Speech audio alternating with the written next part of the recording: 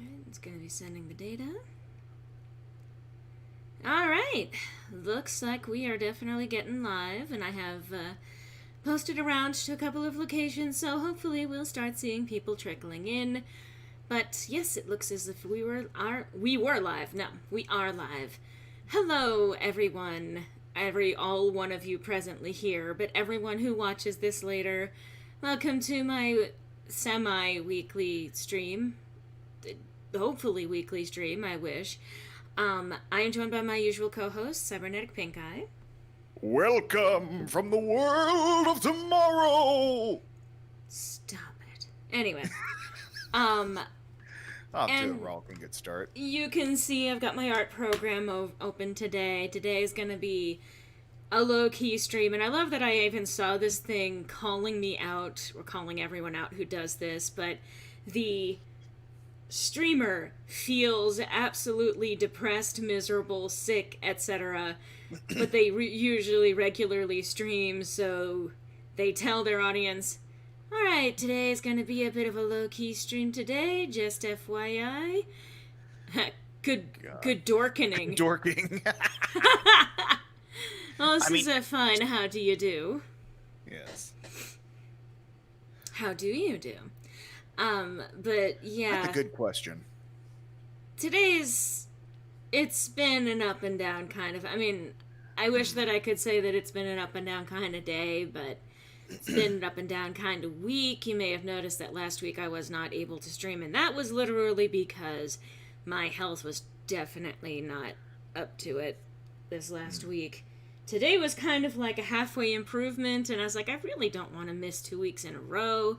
Not that I'm doing anything particularly gripping while I stream, but I do still enjoy streaming and chatting with folks live as best I can. For this briefest second, Phoenix, I thought you were said, hey, Lore, Griffin, and chill. That is the sort of stream we're establishing here. This is a lo-fi stream. Yes. Lo-fi quality streams to study by. Racist. Anyway. I know. I am probably going to be getting about working. In fact, I might even show off. So, I'm late to the fucking party on this one. I discovered some of the features that I had been kind of deliberately avoiding because I had no idea how to use any of them, and it wasn't immediately intuitive.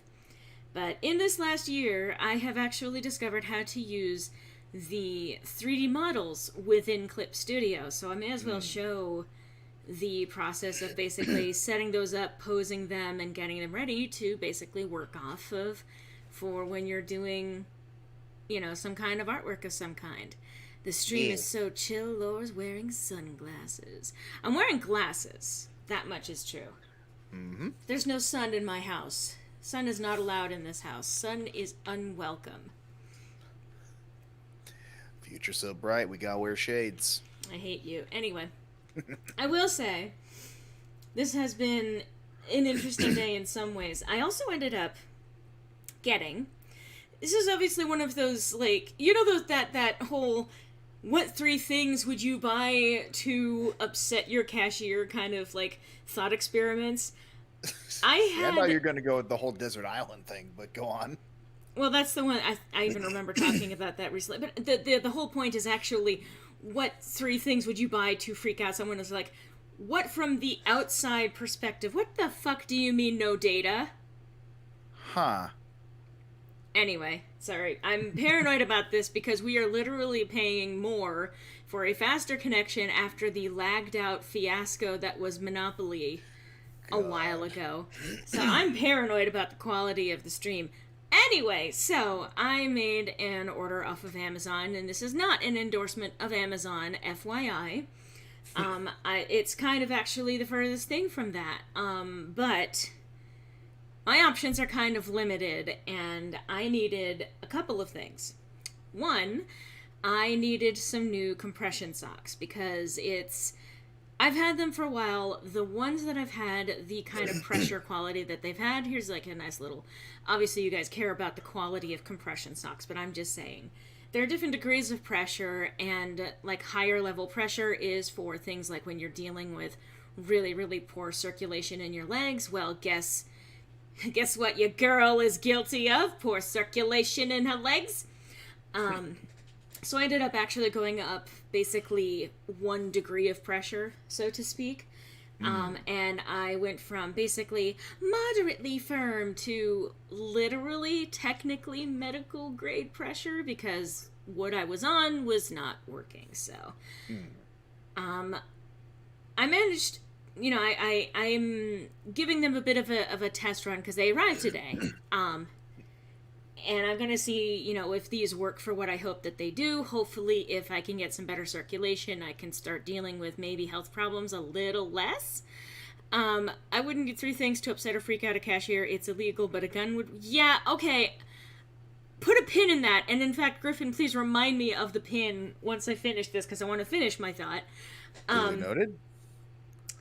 The other thing that I got with my compression socks was a phone mount, which is it's a phone mount so that I can basically set up my phone so that I can set it for like recording and stuff like that. I'm going to be doing some stuff with TikTok hopefully sometime soon. If I can actually get some other things in line for that would be really nice. And along with this particular phone mount holder stand, I guess, it actually came with a nice little LED ring. And it's like, of all the strange combinations, socks and a fucking camera mount, complete with lighting. Like, obviously they don't care. They're not aware of what they're sending out. They literally can only just take item, put in box, send out, and that's why I fucking hate Amazon, is because of the way that they treat their employees. Well, that's one of the major reasons, but... Oh, yeah. But if a gun is cheating, I just buy some sweets elsewhere, see if the cashier is selling the same sweets, and then pretend it. No. Okay. Yeah, I appreciate that. I come to think of, I never tried to upset a cashier at all. Okay, so going back to that pin. All right, because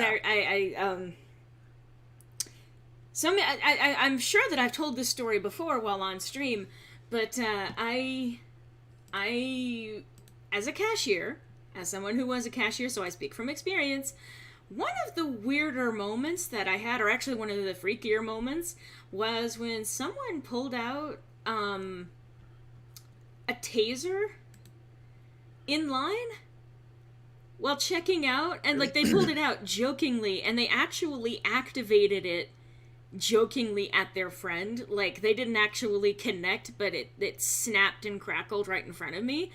And, like, I'm a cashier at a register at the one that has the hard liquor and the cigarettes and the only one that's open at that time of night. And they've pulled out a fucking taser. And I'm standing there like, what the fuck do I do?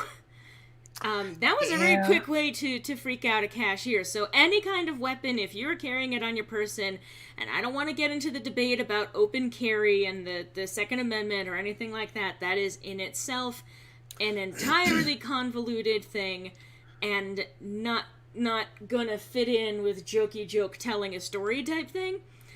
But if you bring any kind of weapon to the register, that will be definitely sufficient to freak a cashier out. And additionally, please don't pretend to steal from a store, because I'm even gonna say this, you're not just going to freak out a cashier, you're gonna make them panic in a way that's just, it's upsetting for them.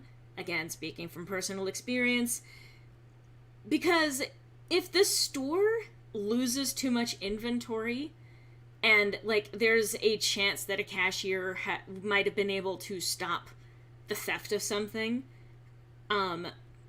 they're put in the position of either outright accusing you of stealing something, which could easily get the store in trouble, never mind the individual cashier, or not saying anything and risking what is called shrinkage, or inventory going out the door. In which case, the store itself will actually often be punished, and specifically the income of the people working there. And it's not just like an individual thing. I know that when I started as a cashier at this particular location, we would get quarterly bonuses, and it would be based on things like customer service, feedback from them, how well we were doing in terms of sales. But because our store basically let go all of the loss prevention team, a lot more theft happened at our store. And because there was so much theft, we literally got punished by having our quarterly bonus stripped of us. And many people relied on those quarterly bonuses in order to afford things like rent and getting by over the course of the year. So busting our ass to try and give the best possible customer service, only to lose a significant chunk. Like, I'm talking about, like, a few $100s, would be taken effectively out of our pocket as a result of that. So you're putting a cashier in the position of trying to protect what is absolutely necessary for them to survive on, or risk offending the customer in such a way that their job could actually be jeopardized or get them in trouble. So, it's a no-win situation, basically. The kind of thing that you're in as a cashier is you are simultaneously responsible for making sure that nothing is ever stolen from the store, while also being unable to do anything about it if a customer decides to steal something from your store. You can't physically touch them. You can't accuse them of it without running the risk of getting in trouble. You can't restrict their access to these things unreasonably. And you're not allowed to chase after them after they actually leave the store. If you do any of those things, you risk getting fired. If not, also potentially sued by the person that you chased out the door, or even just, like, detained at the door or something like that. Yeah. You do any of those things, you're literally in legal hot water, but if you let them go, then your company's gonna fuck you over anyway. Mm-hmm. It is absolutely a lose-lose scenario. There's literally no way to win. So I appreciate you clarifying, Phoenix, that you wouldn't do anything to upset a cashier at all. As a cashier, believe me, that kind of thing is appreciated. Yeah. It is a vicious cycle, because the more that people know that they can get away with stealing, the more stealing they do. And of course, the more stealing they do, the more that the cashiers are put under pressure for not doing anything, but then not able to do anything. So if we do anything, we get ourselves fucked. Yeah, it's a nice little cycle that we still lose no matter what, and the people at the top continue to make money, and they're not going to give a fuck. If they have to give out a $50 gift card to appease a customer who was stopped because they were accused of stealing something when they were stealing something, they don't care. $50 is nothing. Nothing to the people who are making millions upon billions of dollars off of the paychecks that they are literally stealing from their employees. Let's be real. And that's not a baseless accusation, by the way. When I say that they are stealing, I mean that they are so not paying their employees a livable wage to the point where their income has to be basically subsidized by the government through welfare programs. So for all of the assumption that everyone who is on welfare of some kind being lazy or a leech on the system, and how they're taking your tax dollars and your money, and it's like, no, because who's ultimately taking it are their employers, who are not paying them enough to be able to survive on, who paying them so little that they are below a threshold to actually be entitled to welfare from the government. And they still get to make all of the money off of your labor and off of the sale of all of those goods. Capitalism is a fucked up system in the first place, but then legally there are very little consequences for the people who end up getting to a certain point of wealth.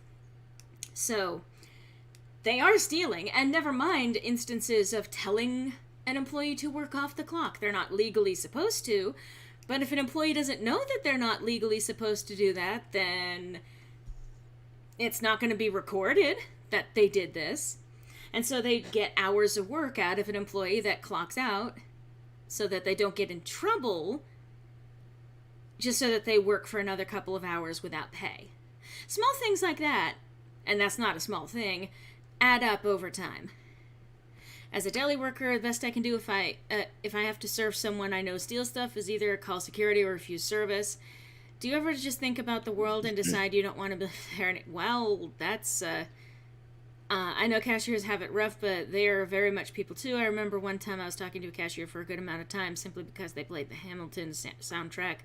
This is why I prefer working in a village pub. I get paid to talk with patrons and watch football. So, just reading out the things in the chat. Feel good art stream.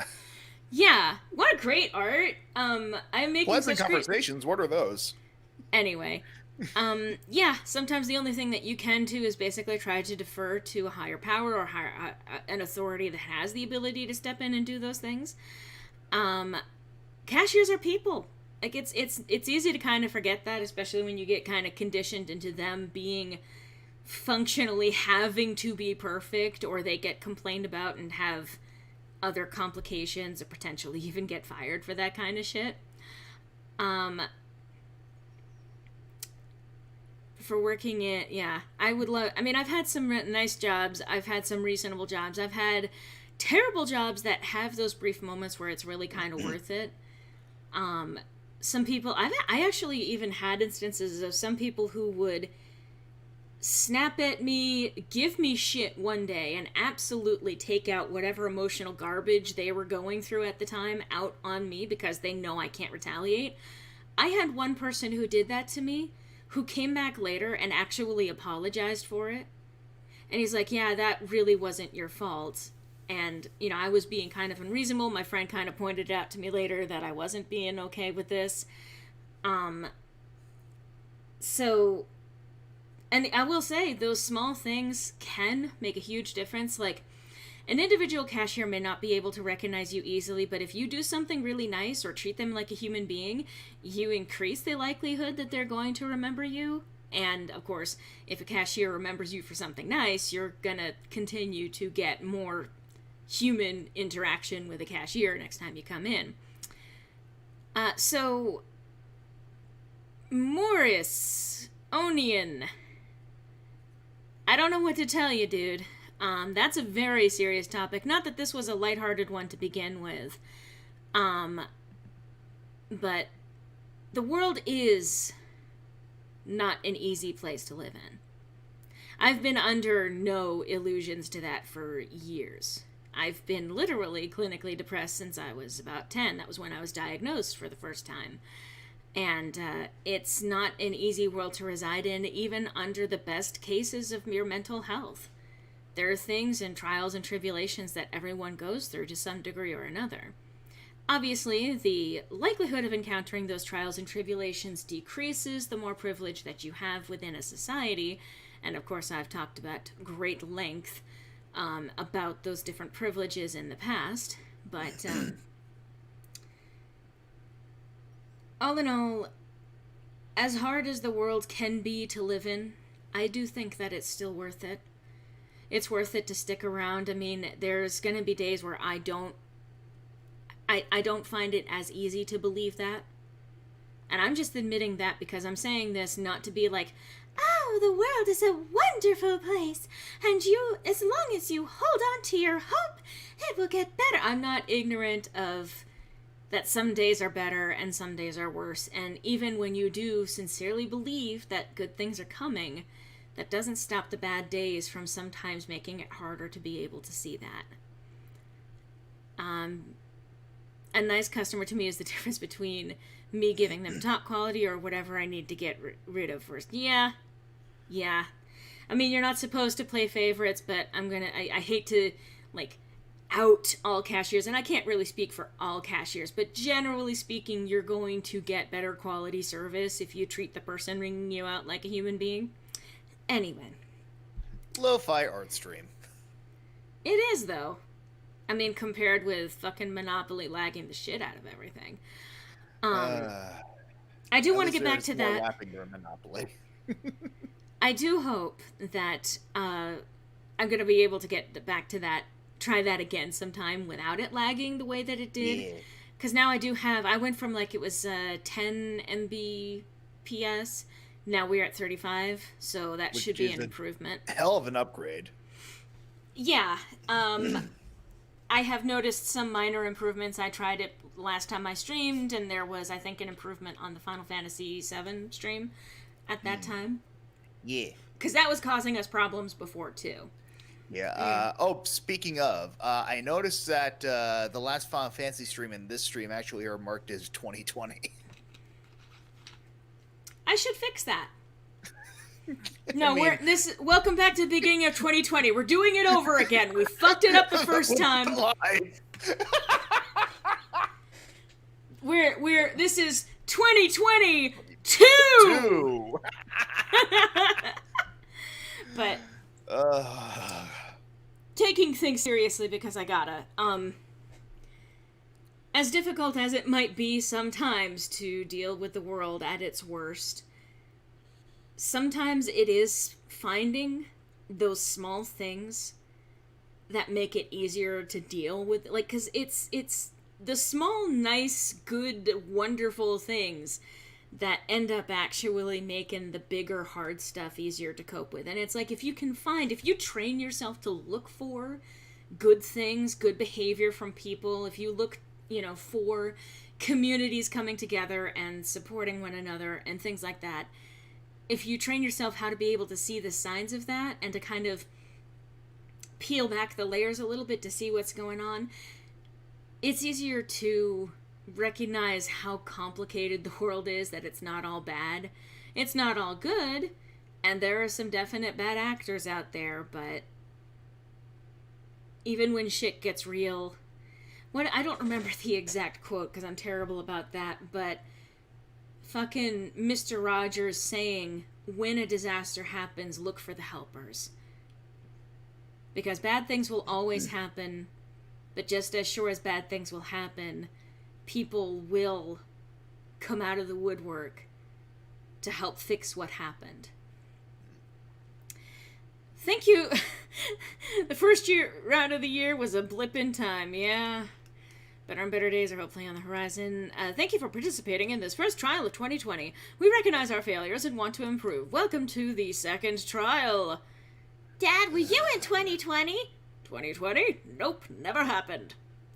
Everything's not awesome, but it doesn't mean that it's hopeless and bleak. Yeah. And that's why it's all the more important where if you find something small that you enjoy, like, say, someone who streams for you or produces content for... Okay, obviously, that's the self-plug, but genuinely for anyone who does do that for you, because I know that there are a multitude of YouTubers and other content creators out there that make the difference sometimes, even with just, like, a 30-second video of something. If it's important to you and it makes your life easier to deal with, then it's worth celebrating. Don't ever hide the fact that you're happy about something. Unless you're happy about people getting hurt. Unless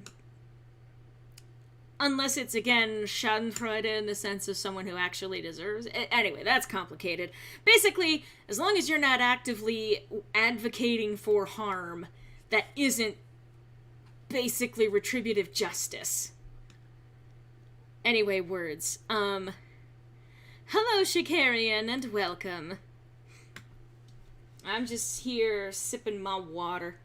I got myself some nice flavored sparkling water. I've been trying to get more water into my diet as a whole because turns out hydration is good for you. Yeah.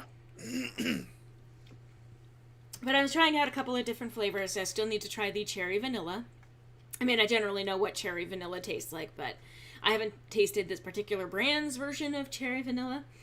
But the one that I'm currently sipping at is strawberry and cream sparkling water. And it tastes like strawberry yogurt. I mentioned also before that it kind of tastes like strawberry Starburst. It's very tasty. No sugar.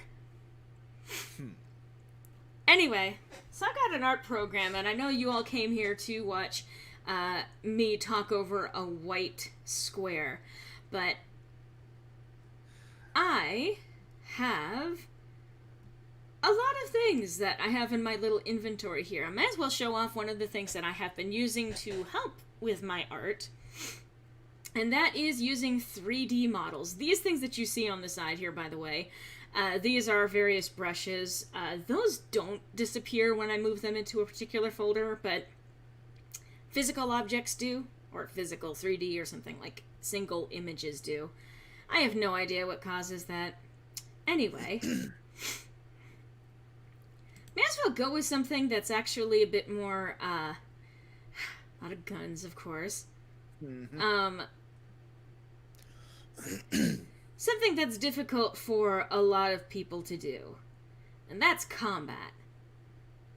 Posing for combat is not easy. It's literally one of the hardest things and one of the first things that people are going to look for references for.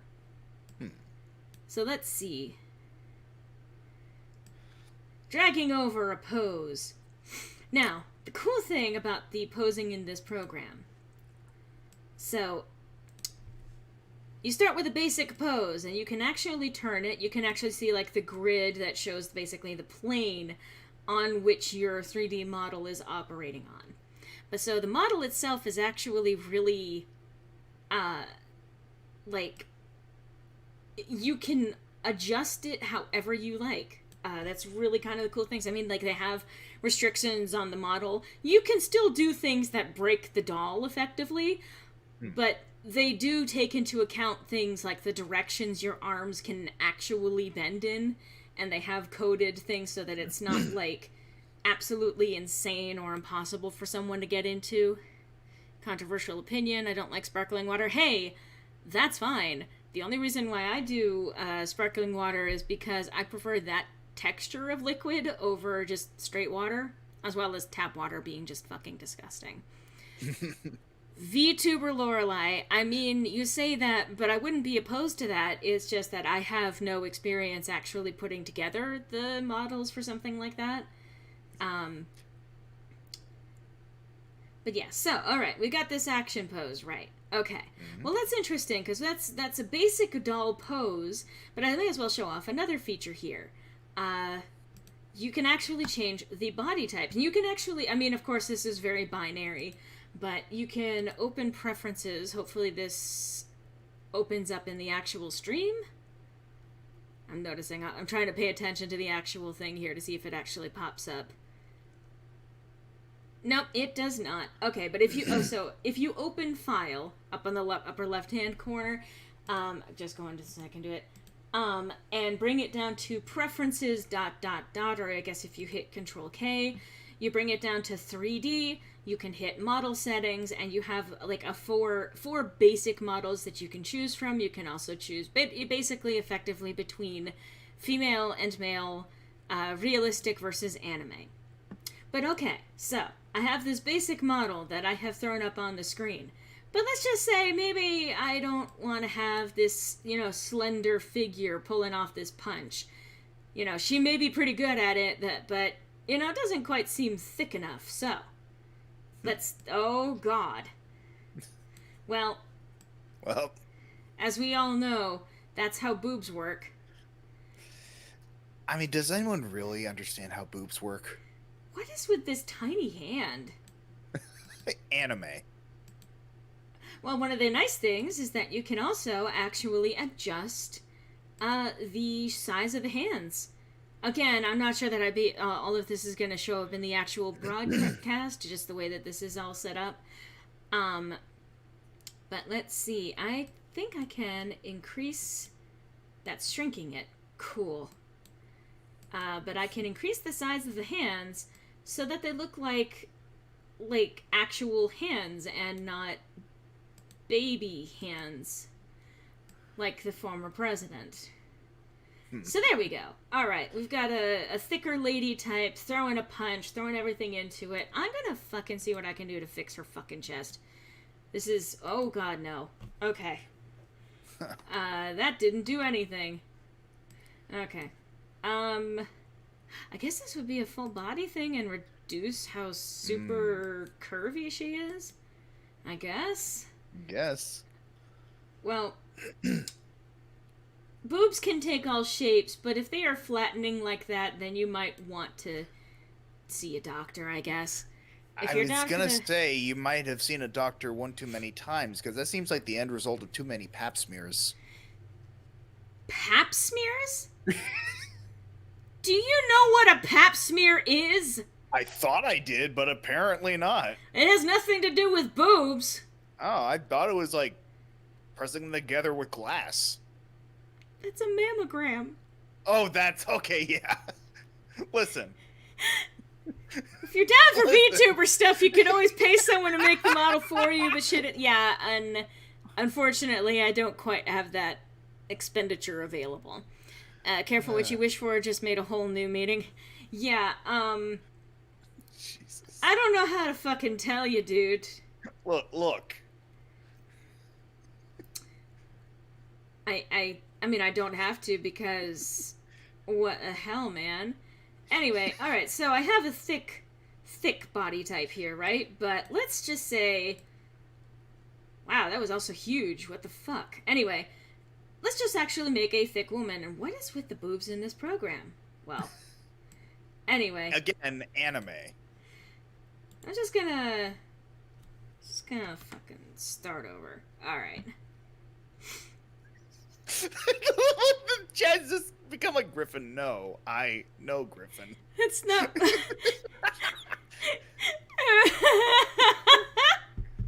Listen, study the human brain, not the anatomy. All right.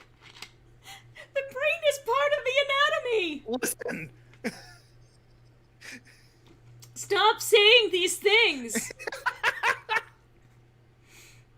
For some reason, I can only imagine that punching pose in a fighting game. Well, it is combat. I was gonna say I was starting to get some fucking Megaton Girl vibes. I don't know what that is. It's a radio play produced by Austin Lee Matthews, basically superpowered woman on the thicker side of things. Oh. Huh. I think I actually know someone who's part of that. I know I've seen them advertise it a few times, so.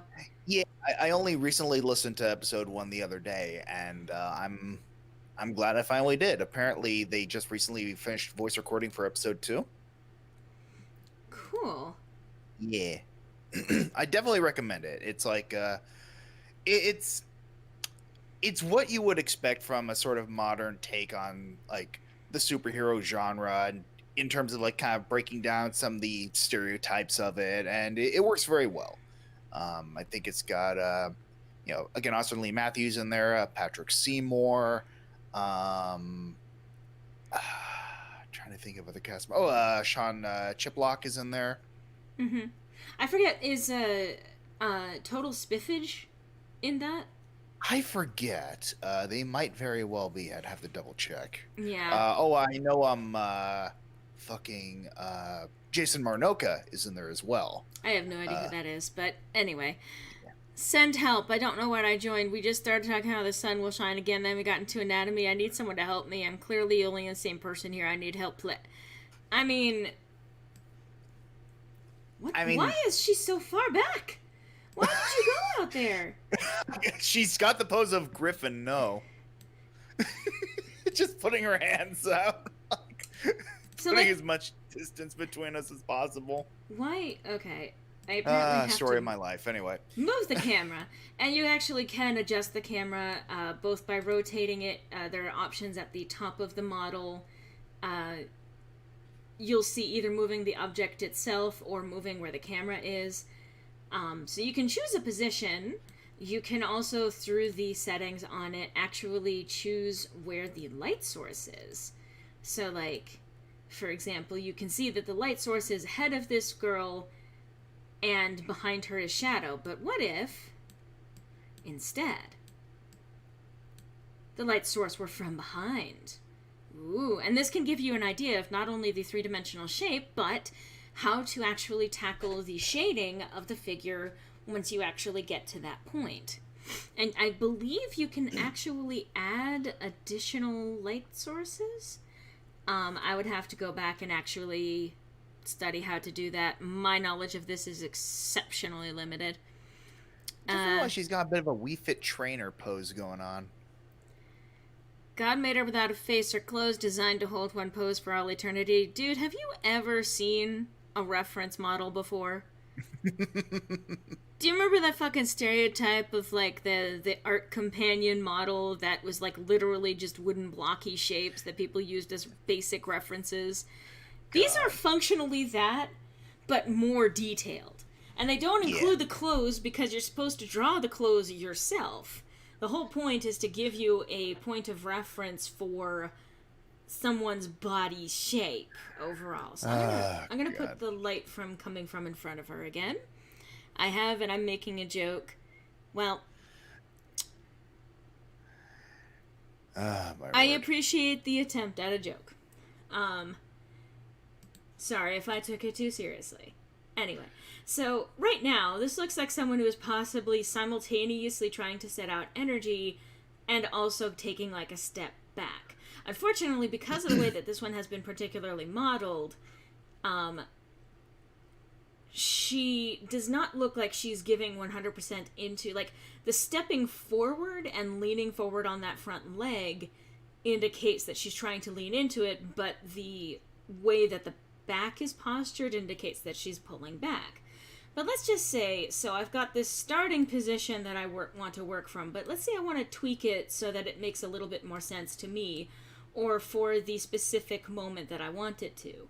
You can move the individual parts of the model. And so by moving that leg forward, now it looks like she is, oh shit, having problems with her leg, but getting moved backwards at the same time. And if I wanted to make it even more drastic, I could change the degree at which she is upright. I can, for example, straighten out the leg a little bit more, bring this one up a little bit more. So now she looks again more like she is losing that balance. Here you have effectively a dynamic, basic pose that someone is in. I am going to fix her toes real quick, because that's awkward.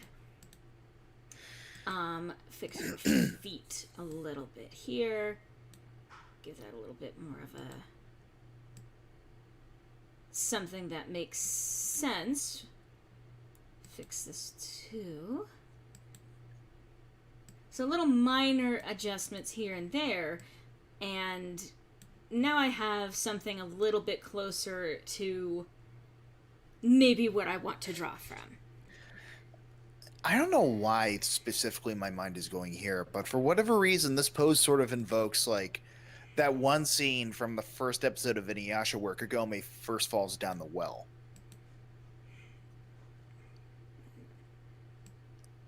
Like, I know, very oddly specific, but... Alright. Pardon while I make the little minor adjustments here and there. So you can also adjust universal things with the entire posture. So I'm very good at this, clearly. Sorry, it's just like the visual of her just suddenly changing the angle and falling off screen. It got me. It's like, bye, I guess I'm going now. I'm a peace out. So, for example, say you have this basic pose. This is someone who is unleashing some sort of power and in the process knocking herself back. I can see that. So you can see the focus. Now she's leaning forward a little bit more. And this is, like I said, you can start with a basic pose and then adjust it as you need it. And sometimes it's literally just you start with a pose that might end up being completely different from the final thing, but it has elements to it that kind of put you in the direction where you want it to be in. We were actually watching a fight. First she was punching, now she's using energy. I mean, yeah. So, the useful thing with this is, say you're drawing this scene and you're having one of those moments where she's thinking to herself in between shots or something along those lines. Like, so you can go for this angle where she starts it, or like you can start from here, from the side angle, or even just like add a little bit more to it where you see that she is, well, actually, to indicate she's falling back. Yeah, I think this works for the sort of dynamic angle for that. So this is her with the initial impact of it. But if you want to change the overall position of the camera, adjust it so that you are seeing more through her eyes, or showing her more in the foreground and whatever her target is over in the distance, you can adjust that. Or you can get like the overhead shot when you're trying to indicate like how far she's being flung. So something along those lines. So DBZ, but with physics. I mean,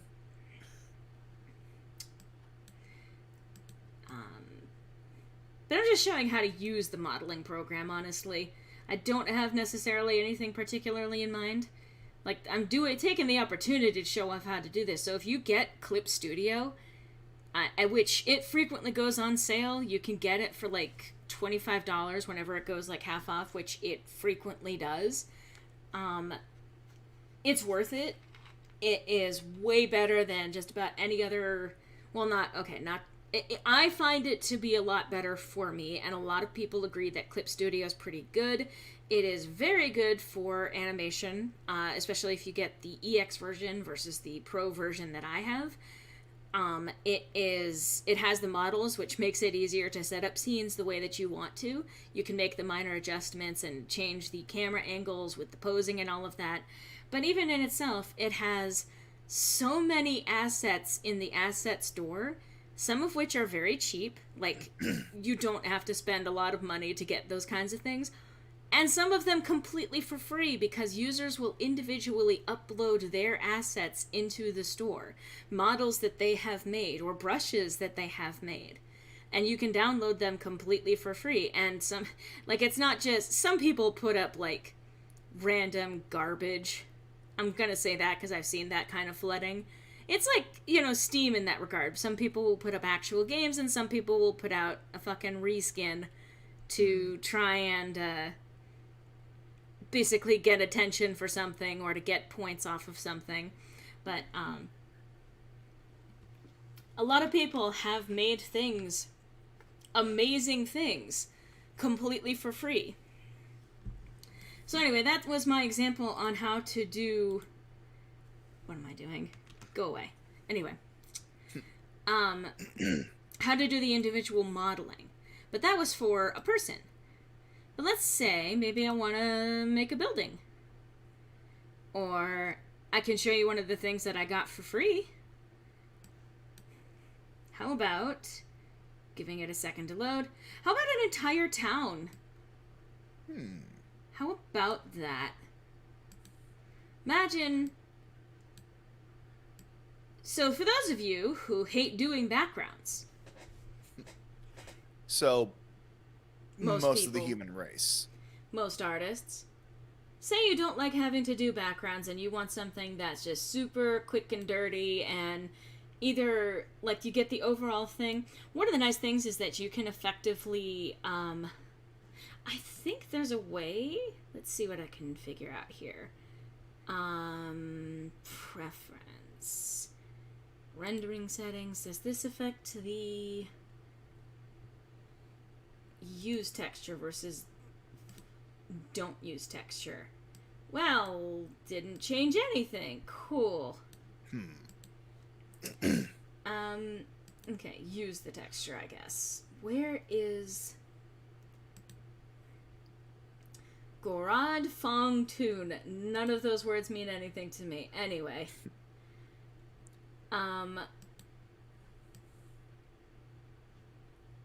So anyway, you have an entire village. It does not look like the individual parts are selectable.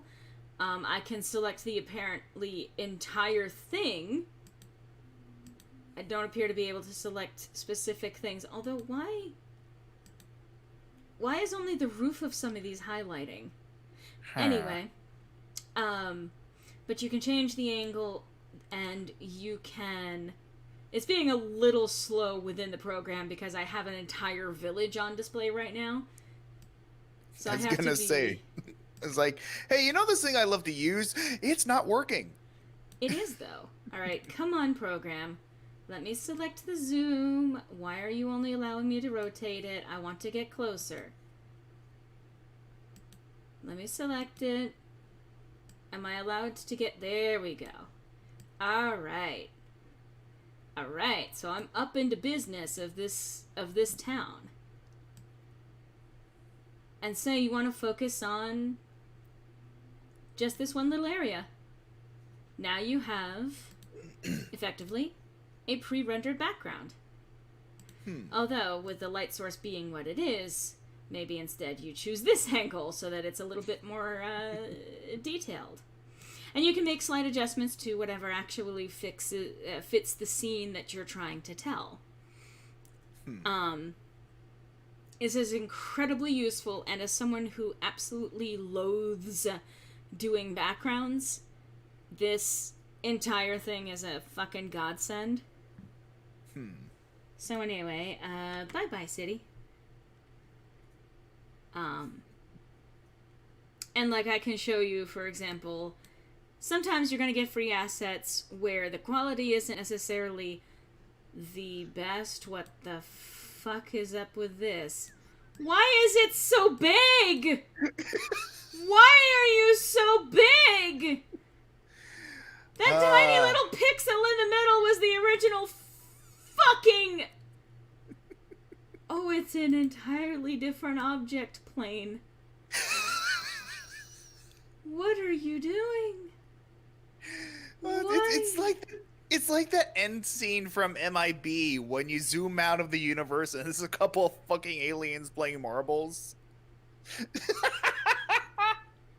So there's not much that I think I can change about this particular scene, which is fine. This is fine. I'm gonna just get rid of you. No. Go back. More, I mean, many people have tried before you. There we go.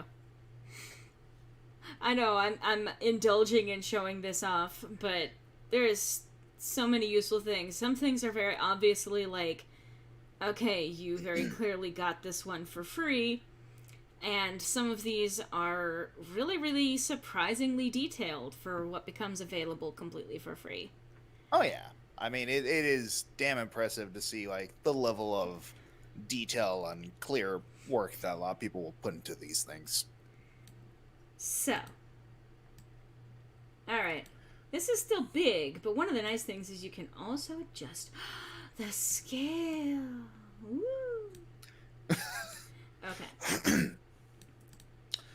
So, say you really only want to have this little thing. Like, you don't want to necessarily set up a whole building, but you need a window for your character to sit in.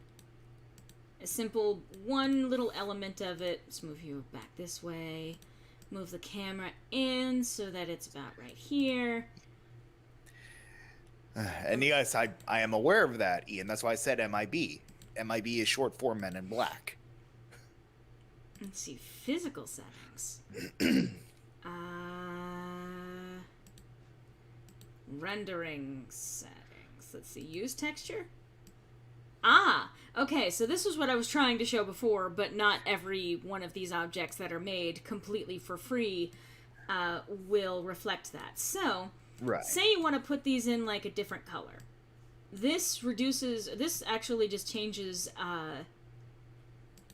the overall shade of the thing. So, you can still get the overall basic texture of what you're looking at. You can adjust the light source to what works for what you need to actually trace. So say you want to have the basic frame of this, but you don't necessarily want to have the same pattern in the window.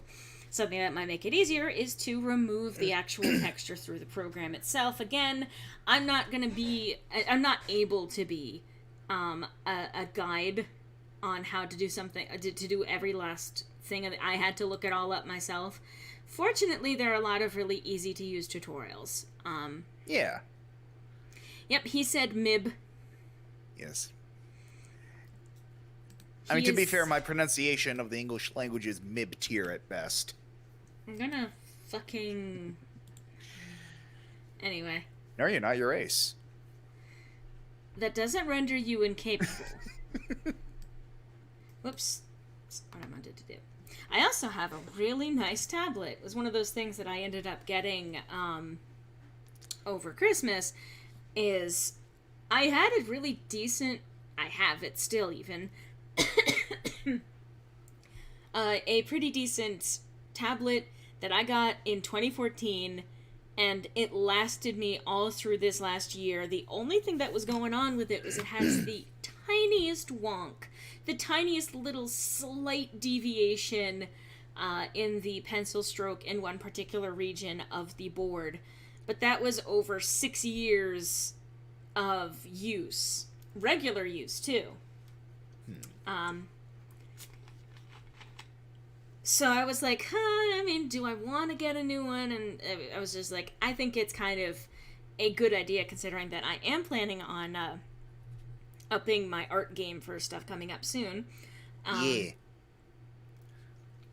And the size difference between the two, like, I know that I showed it off to several friends over Discord and all of that, but it's like my original one took up, like, maybe 1/3, if that, maybe a little bit over a quarter, of the space that my current tablet does. Anyway, for an art stream, I haven't done a lot of arting. I've recently literally just been showing off the fucking cool features of it. Well, yeah, and, like, fucking calling me the fuck out. But then again, as you said, the reason people did come here was to see you talk over a white square. Bitch, I am not averse to killing you. I know. I understand. I'm referring to myself as the white square. It's hip to be square. Exactly. God. Huey Lewis and the News. I am still not over the fucking parody that he did with Weird Al of the American Psycho scene. Oh, God, that was so good. I still love that so much. Like, Oddly there's so enough, many layers. I was just gonna say, oddly enough, the first time I heard that song was on fucking Sesame Street. In a bit where they're teaching kids about shapes. Interesting. Hi, Kitty. I know you've been here. I'm just saying hi. Because I didn't say hi below before. I too many words, so sometimes words be like that. Let's see. Mood. So I'm doing this completely freehand, which means I'm not going to have the best anatomy. You're going to see me you're going to see me using general guidelines, but you're not going to see truly stunning artwork. I think I do, however, have to show off some of the stuff that I was working on the last couple of days.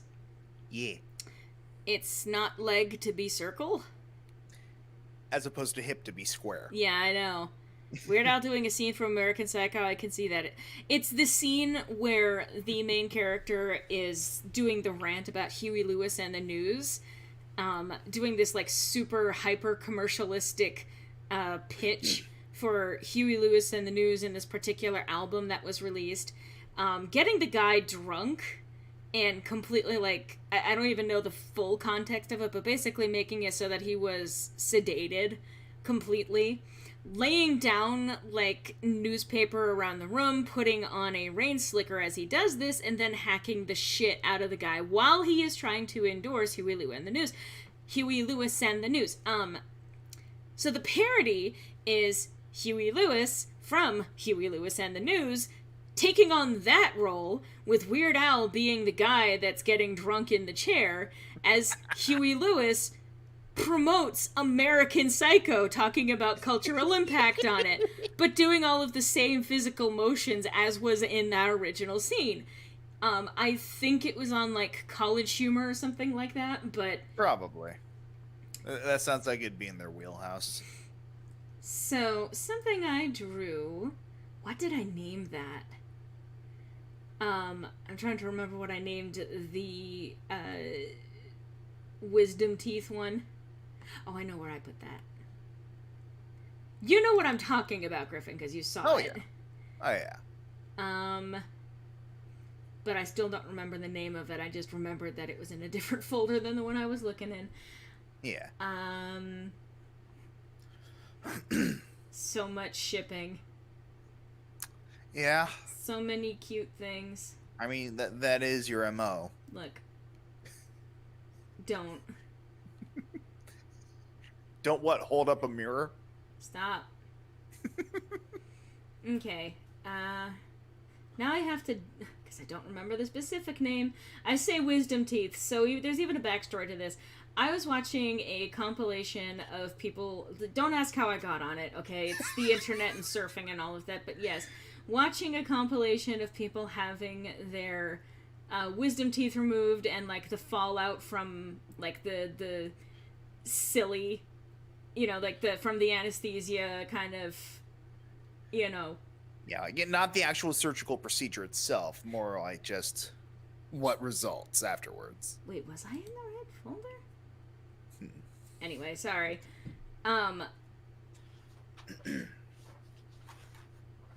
But and seeing those reactions ended up kind of inspiring me to a particular scene with a couple of characters. I mean, you've seen them probably on these streams before. I am referring to the Ophelia scout ship from the Magic of the Mundane campaign that I have talked about multiple times. Mm-hmm. If you've been a regular of the streams, you know exactly what I'm talking about. And the best part is that I have no idea where the fuck I put this thing and what I named it. Where is it? Where are you? I drew this thing because I want to show the thing, and it's not the thing here. Where are you? Where are you? I've done no wrong. No. Alright.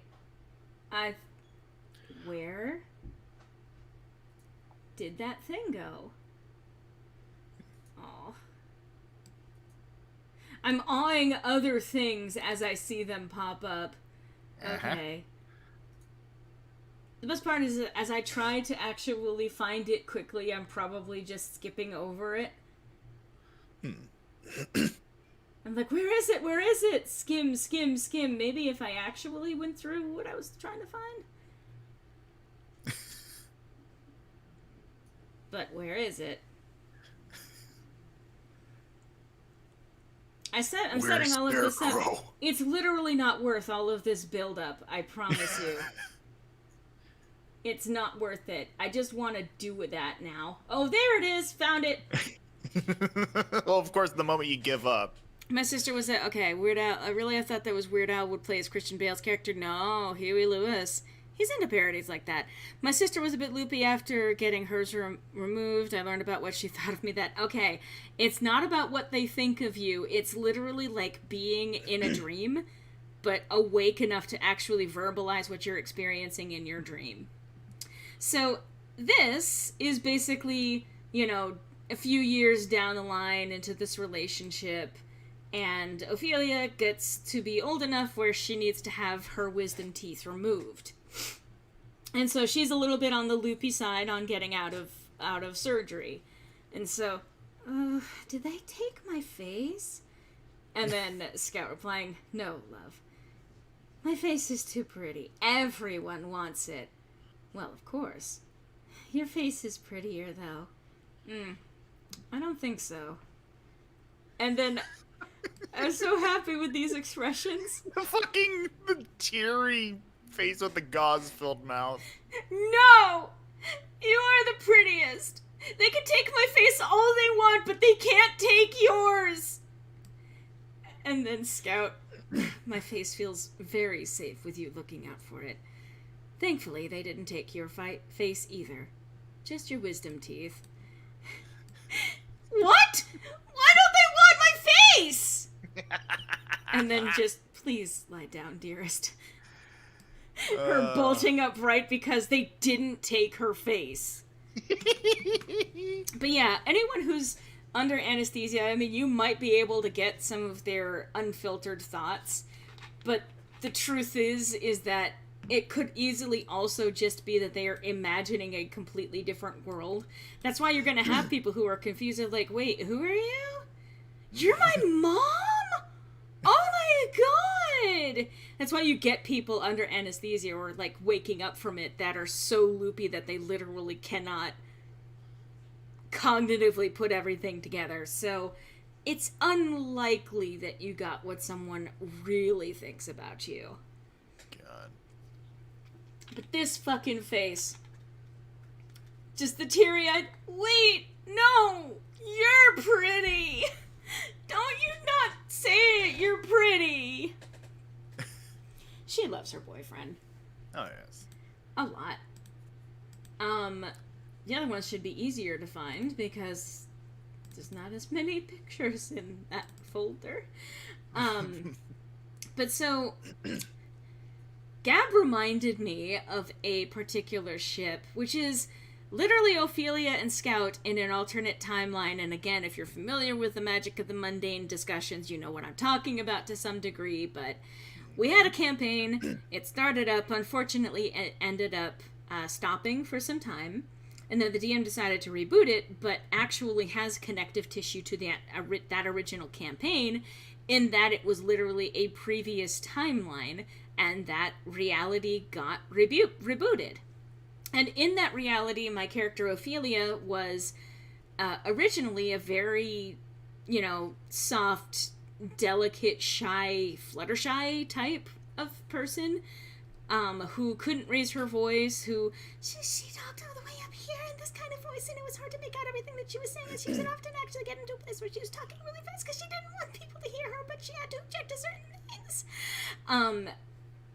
So that was her overall personality, and Scout in the first campaign unfortunately never ended up getting introduced.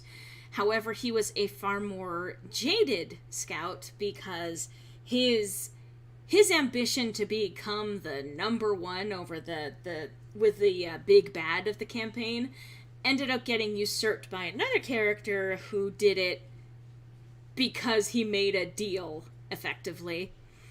If you make a mean face at me, I'll explode. I mean, yeah, that's pretty much Ophelia, and Ophelia 1. We have nicknamed her Leah because of the differences between her and my current character. And my current version of Ophelia, being the confident girl that she is, would not put up with someone else taking her name. But Ophelia 1 would be like, well, I guess I could take a nickname. Anyway, but in that reality, as opposed to Ophelia being the confident woman who flirts with Nerd Boy until he actually changes his ways, you have the jaded person who was never shown an ounce of affection or love in his life, and thus has basically given up on the world and repressed whatever, kindness and empathy that he's ever had until he runs into this kind, affectionate, sweet person who does a simple act of kindness, a gesture of affection towards him, and immediately flips to, I'm going to dedicate every last fiber of love and affection that I have repressed over the years of my life, from this moment, every waking moment, until the stars explode. So someone else became the Starscream? I mean, I guess? Not really. Because if you're talking about the right-hand man, someone else of the other person who was the right hand of the big bad ended up already trying to defect from the big bad at the beginning of the previous timeline of this campaign. Yeah. Anyway, so there's an ongoing thing where basically, I may even fucking show. Originally, Scout was going to be showing up in a disguise and pretend to be another classmate, basically. And my Ophelia, being the way that she was, and especially with pretty boys, would have probably instantly gotten a crush on him. But as someone who was treated like a lesser person because he wasn't rising the ranks that he wanted to, because of someone else, she talks about feeling invisible, and he relates to that, and she's like, oh, who made you feel that way? And he's like, no, that didn't happen. What are you talking about? And she's just like, well, okay. Hello, Gojira. Hello. Anyway, so I was reminded of that whole thing because of, like, the shipping dynamics that people have been putting out there. They go around periodically. And so, just rendering the two in this alternate timeline, had it continued and had these two actually met in that timeline. Oh, yeah. But basically, because he would have started off being in disguise, at some point he would inevitably have to reveal himself. And of course the thing is that it's one thing when you just hate everyone on, quote-unquote, the other side. It's another thing when you actually find yourself caring for one of them. The reveal has a slightly different feeling to it. Mm-hmm. How are my days going today? All of my days are happening at once. I did actually do a previous version of that in a couple of comics, and I'm sure I've shown them before. But basically, with her realizing he's one of the bad guys, and so he tries to play it up. It's like, I'm not who you thought I was. I assume you understand now. We were never really friends. And her response being to go all teary-eyed and say, we weren't? I'm sorry. Whatever I did, I'm sorry. I don't want to not be friends with you. You're always so nice to me. And, like, he's... What? He has no idea how to fucking process. Like, wait, no, you're supposed to hate me now because I'm... I'm your villain. You know, I'm the bad guy. I'm your anemone. And so he goes, did you not catch that it was all an act? No, it wasn't. Yes, it was! But it wasn't. And the thing is that this character, while she's not as confident, she had a higher wisdom score because she was also, complicated story, but she was a druid, and so wisdom was her dominant strength, but she basically sees through people, but she doesn't always assert herself. Anyway, so she makes the point, forgive me, but you've always acted differently around me. You've let me see you get angry in ways you don't around others. Well, whatever else you've been lying about, being nice to me wasn't an act. So I don't see any real... I'm not voicing acting, whatever. But since you seem to be trying to protect me by driving me away, so please, can we still be friends? And then just not the outcome he was prepared for. So that's the basic overall dynamic. And, of course, it's one of those, you get someone who is not used to caring about someone, and you make them care about them, and you get Protect. She's shy, but she's smirked. Yeah, here's the thing. She also had a pretty... I think she actually had a 16 intelligence to start with, which is also what Ophelia 2 has, or had at the start of the campaign. But she had a 17 score for her wisdom score. It's just her charisma that was like 10, I think I had it at. Yeah. So that, again, makes sense versus the 20 charisma score that Ophelia 2 has. Christ. And it's so funny. I'm gonna say this, but at this point in the campaign, her... like, the spell save DC, what an enemy has to roll in order to succeed against her spells that are cast against them is 17. That's on par. Not so hard to do. Yes, it is pretty hard to beat. Anyway, so in case you want an extra little shot of angst, inevitably at some point, because they are on two different sides of a conflict... she might have to restrain him at some point, or might have had to. And of course, being a druid, she had the entangle spell, so... her having to do that, and him getting that moment of betrayal, in the sense of, like, of all people to turn around and, you know, do something that hinders him, or something like that. Anyway. So I love those two, and I've been doing art related to those two over the last couple of days. But I will say this, I do love the current build for Ophelia. Like I said, the charisma score, because she's a sorcerer, so her spells are charisma based. Her spell, as well as a warlock, which are also charisma based. Mm-hmm.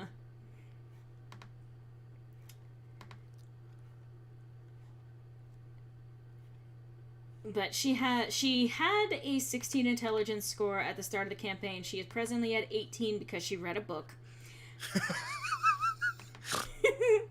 Reading. Level up. Butterfly in the sky, which is actually hilarious given like some of her primary imagery at this point.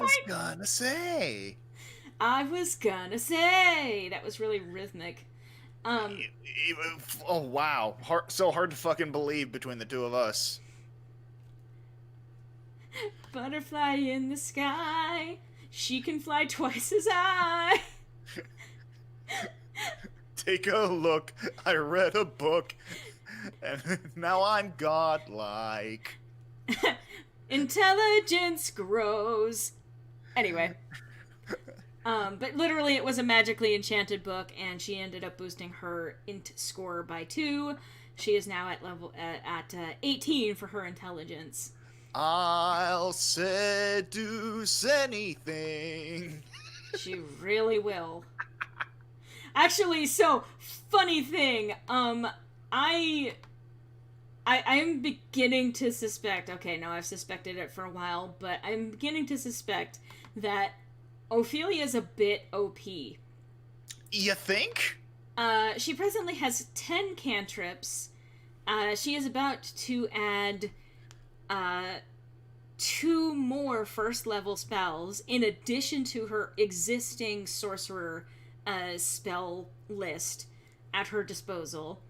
I'm going to be changing her subclass, but I'm going to keep that as a bit of a secret for now.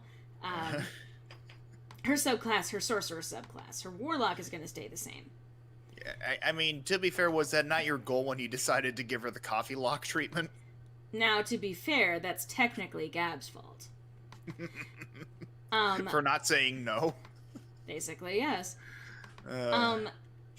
But recently, I was like, okay, my character needs to make a lot of money really quickly. So I had her perform, and she did pretty well with that, but it wasn't, like, overwhelmingly good. So I was like, okay. So she's going to go to some place where there's a lot of really wealthy people. And she is going to use some of her magic to influence them to give her money, basically. Literally just walking up and being like, hey, give me your stuff. And using the magic, like, suggestion is especially the predominant one that she was using for this. Making it so that they would do it willingly and not see anything wrong with that. Read the rainbow, taste the rainbow. Ophelia reads book. I have the power! Okay. By the power of Grayskull, motherfucker. I mean, kind of. I mean, it was a silver book. Anyway, Yeah. So she did this. And she tried it with one person, and it was, again, the spell save DC of 17, and both times the guy met it and was able... It literally rolled 17 both times. So he wasn't actually affected. And she goes to someone else, tries the same thing. I think the guy rolled a 1 on the spell save. And so not only did he give over all of the money that he had on his person, he also gave her, I forget the exact amount that was, like, but it was, like, in the range of, like, another 1,000 or so, or something like that. At least a few hundred gold pieces valued of, I think it was, like, blue quartz or something like that, that he just apparently had on his person. And ended up getting her a really nice ornamental dagger that was worth for, like, I think 110 GP. So, yeah, no, Ophelia, hey, mug yourself. And she just, like, cause I think the excuse that she gave for this suggestion was, because she had just put on the image of being a scholar at a mage school or trying to get in. And so she goes up to this guy and she's like, hey, so I'm trying to afford tuition at this school. So why don't you give me everything that you've got? And show me what you got. And he ended up handing just, like, literally everything over. So someone who was kind of, like, starting to count her gold pieces is now, once again, the richest person in the party. She already was on the Earth side of things, or I guess the Gaia side of things. But now she also has the most money out of everyone in Faerun. Like, out of the party members, anyway. The rich get richer. I mean, that's what you do when you build your character, right? There is no justice in capitalism. Hey, it's not even capitalism. She was just pretty. She was literally born of privilege, paired with her charisma check, makes her pretty much the most unbalanced character in the game. Well, I mean, she is balanced. She could be pretty squishy. Although, because I took Hellish Rebuke every time she takes damage, she just responds with Hellish Rebuke. Yeah. So she's also functionally a bit of a DPS tank, and so long as she has the equivalent of a medic character running around and healing her after every impact, she can literally draw all of the damage and then hurt them in return. I think it's somewhere in the range of, like, a 3d10, because it just reached second level. 3d10 damage every round. Yeah, that tracks. Which was very effective, although, again, I still love her fucking chain lightning. Speaking of OP. I mean, you know my bias when it comes to lightning magic, but... Oh, yeah. I like lightning, too. Yeah. It's called a hustle. I mean, yeah. I mean, I will say her persuasion score, because that's also one of the ones that she has maxed out, for, like, that's one of her skill proficiencies is persuasion as well as performance. Mm-hmm. But she's very good at persuading people to see things the way she wants them to. Uh-huh. I mean, literally, that's kind of how she got her boyfriend to defect from the bad side over the good side. Yeah. Be rich, it makes you great at D&D. I mean, that's how you forward all of the rule books. What? Just the idea. What I even love is that Griffin and I made morally opposite, like, not morally, but functionally very opposite characters in terms of their upbringing, background, and everything. And they are equally sassy with each other. At one point, though, apparently his character fantasized about becoming a vigilante and killing her father because he is the richest man in town. No justice under capitalism. Yeah, but he was gonna kill the man. And now she knows about it because at one point they literally fused their souls. I love the idea of, like, Ophelia going up to Dahlia, like, bitch, why you mad? 'Cause my pussy pops severely and yours don't? I mean, she kind of already flexed that, really. Yeah? Although I did love that. I love this consistent thing with Ophelia that whenever she talks with a god, she does it just about as casually as she would anyone else. Like, it started with, like, you know, Contessa coming up and, like, you know, as soon as she was released from her prison, long story, Ophelia technically the second because Contessa was already talking with Owen and a little bit Ruby, so I guess maybe the third, but either way. Yeah. She just straight up engaged Contessa in conversation like she was, you know, addressing her over a tea party, you know? Oh, yes. I mean, it wasn't rude, but, you know, it was still clearly deferential, but it was just like, oh yeah, no, a god has manifested in front of me, so I'm clearly peers with this person. Mm-hmm. Soul fusing sounds so ethical and safe. Ha! Ha ha! The characters were Fused against their will. But the thing is that there was a surprising amount of overlap between the two. Oh, yes. Which is hilarious because while they were in there, the way that we had the system even set up is that technically he and I both had control over the fused character. Yeah. But, like, if we had counter actions that we were doing, like, one of them wanted to move and one of them wanted to stay, the two of them would have to roll basically a contested will. And some, like, whomever rolled the highest would basically either win or they would just trip each other up. Which was funny, but then once they got the hang of it, it did not take long before, you know, Gab would ask us each, okay, so what would your character do in this situation? And Griffin and I started basically answering exactly the same thing. Yeah. And for reasons that made sense in character, which ultimately led to them being able to willingly unfuse really soon after getting fused. I mean, more often than not, we do that anyway. Exactly the point. That was what character. gave us the idea to do this in the first place. God. That was the hilarious part. Was it? We literally came up with the idea first of all because our characters were also fighting, to the point where it was causing problems with the solidarity of the team. Fusion. And it was much more like a Steven Universe fusion. Like, they both became one person. Yeah. That person being Mercury, who was uniquely uncomfortable with their existence because it was the ultimate get-along sweater that they were forced to be in. I was gonna say, it was awkward as fuck. I still love... I think we even had that whole script that was written out ahead of time. Was it while they were in there, or was it after? Yeah, it was after they parted, or whenever it was. But basically the exchange... Okay, this requires a teensy bit of explanation. I already told you about Owen wanting to kill Ophelia's dad.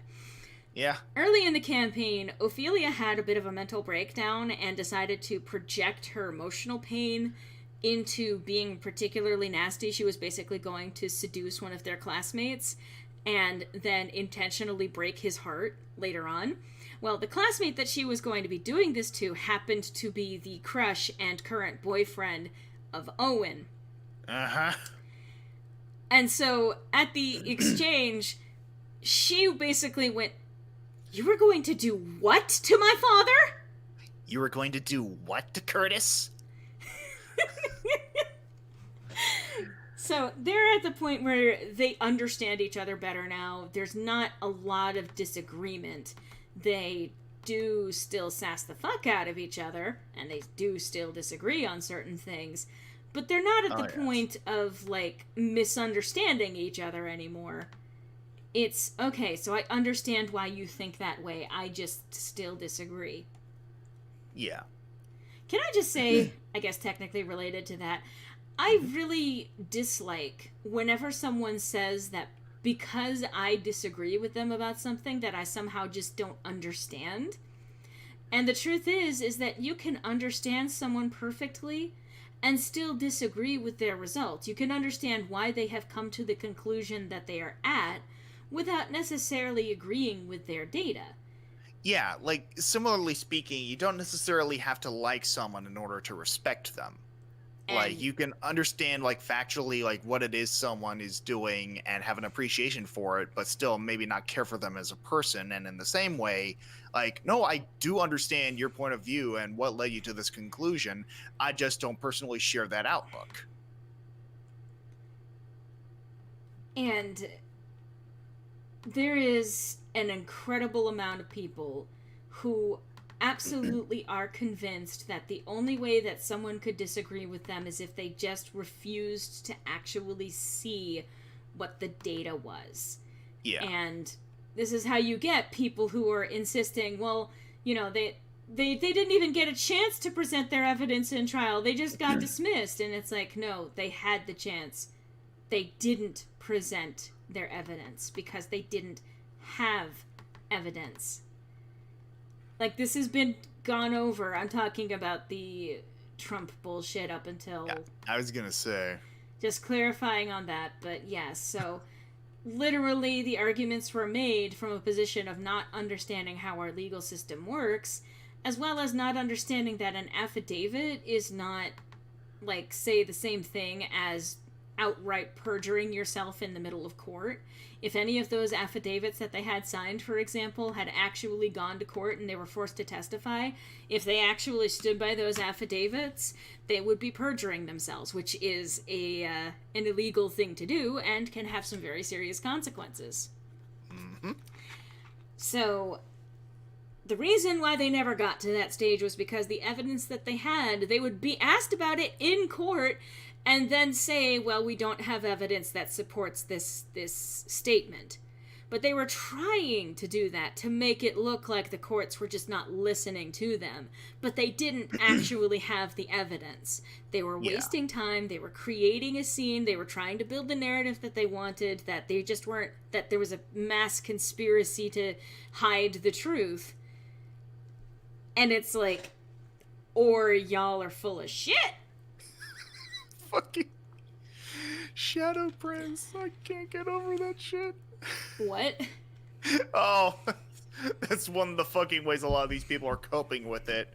Apparently, among the QAnon supporters, they think there's this conspiracy where Joe Biden and the rest of the people under his administration actually were placed under arrest, but to avoid the risk of civil war, they think that behind the scenes Trump is still the actual president, and all the decisions going forward are actually being carried out by him. And apparently they think this whole conspiracy is officially called Shadow Prez.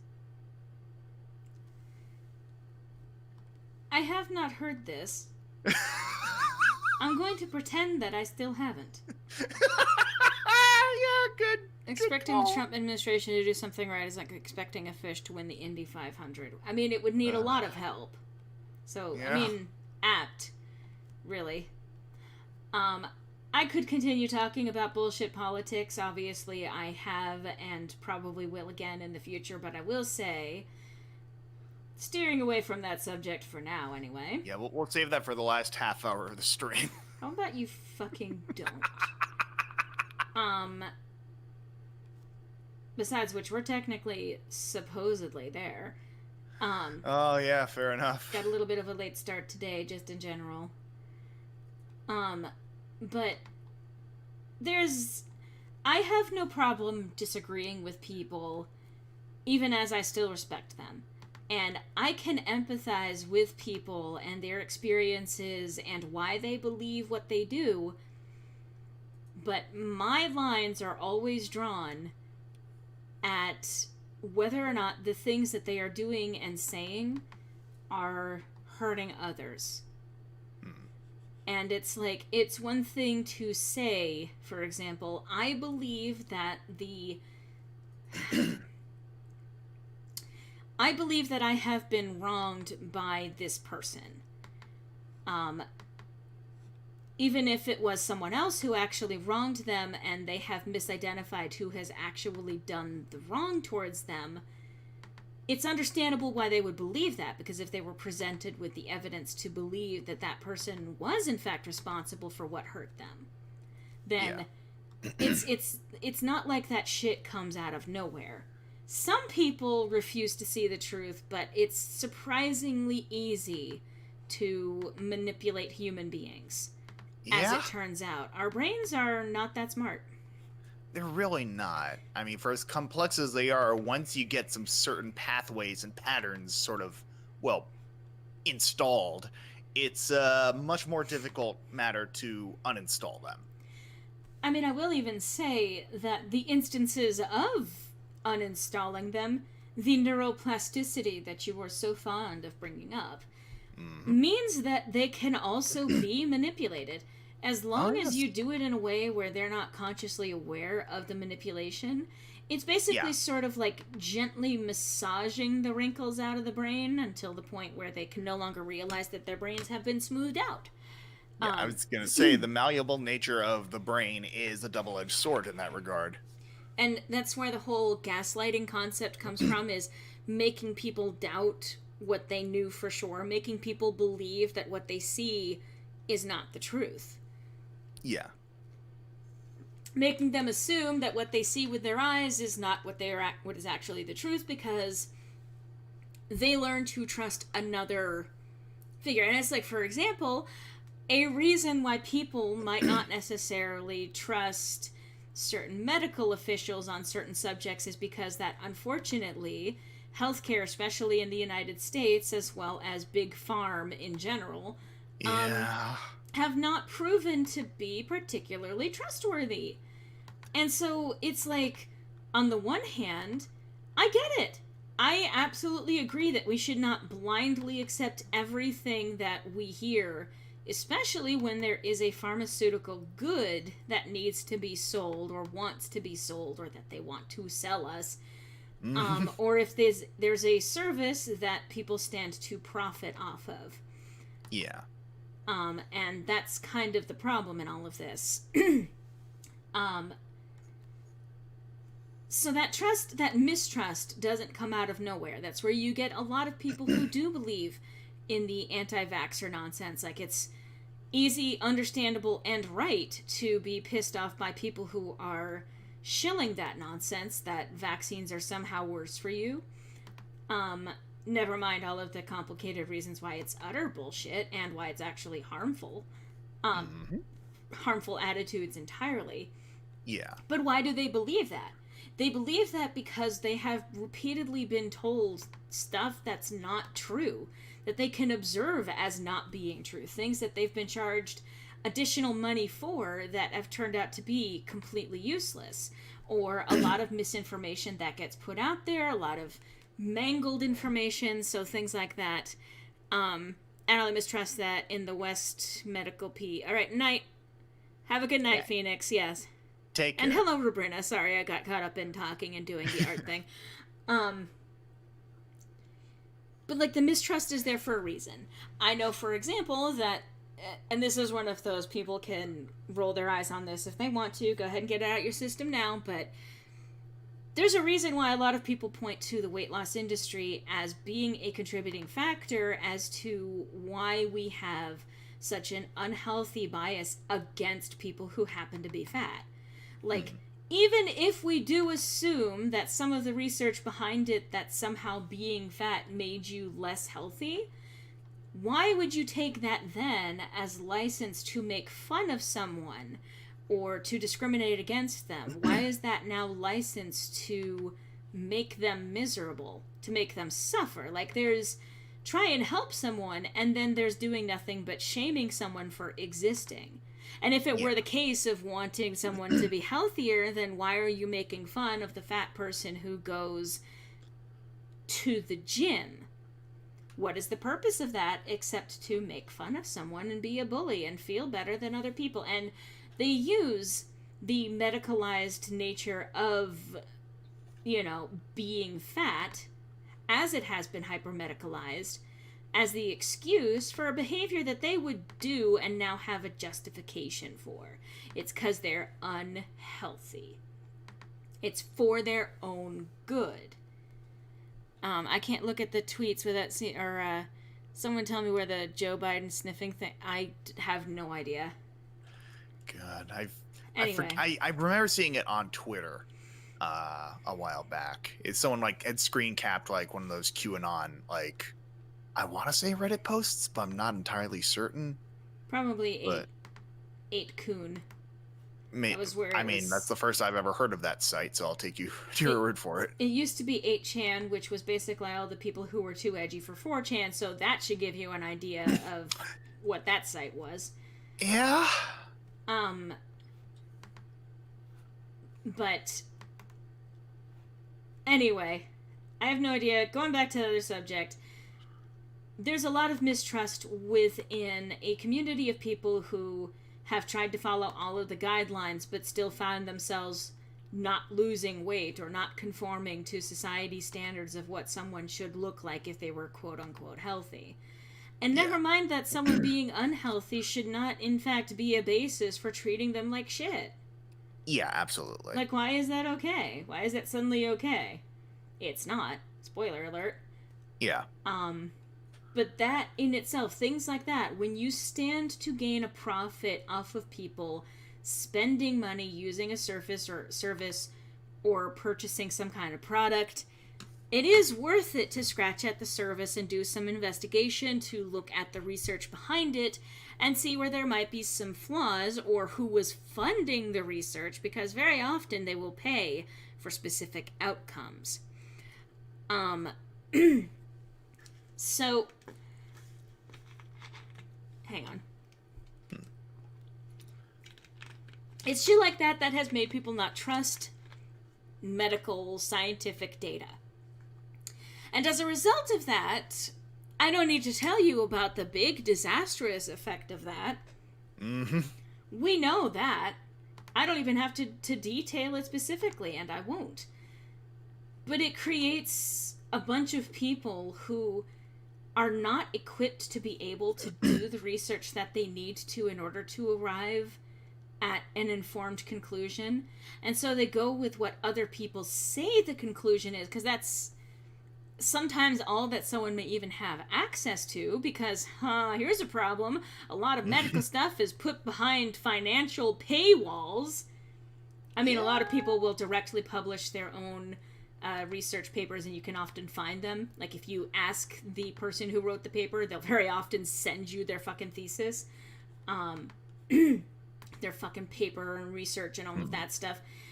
It requires an extra step to get to that point, and that's a problem. If there's a barrier to accessing information, then that's a problem.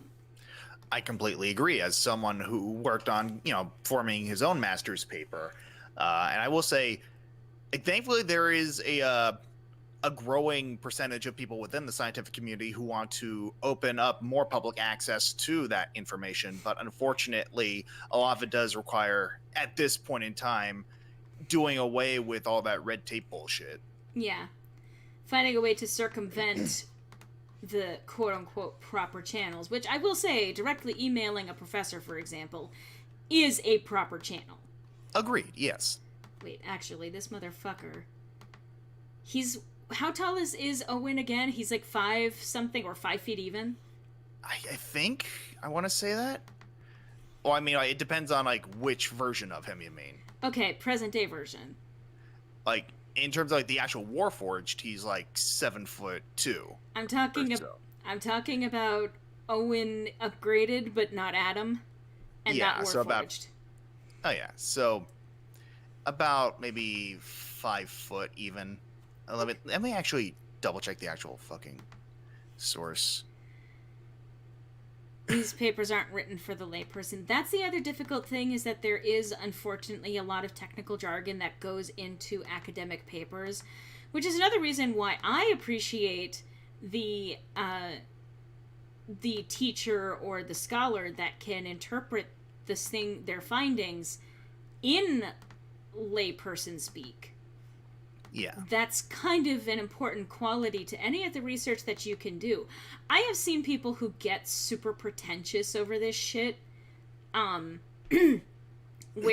they're like, well, if you can't understand the academic words, it sounds like you need to do more research, and, like, I'm too smart to have to explain this to you in simple terms. And I'm like, if you were actually smart, you would be able to summarize what you have found in simplistic terms, because it means that you understand it in a way that does not require a dictionary. It means you understand it on an intuitive level, and that you are smart enough to be able to translate it in multiple ways for different levels of understanding. Absolutely. And, I mean, first of all, I just to follow up on that one point, I couldn't find the actual source, but I believe he was around maybe 5'1", maybe. Okay. I think he's between 4'11" and 5'1". So very, very short baby boy. Yeah. So let's call it that, maybe 5 foot even, just to balance things out. Secondly, like, I think just to prove a point that it is possible to explain seemingly complicated things, using quote unquote layperson's terminology.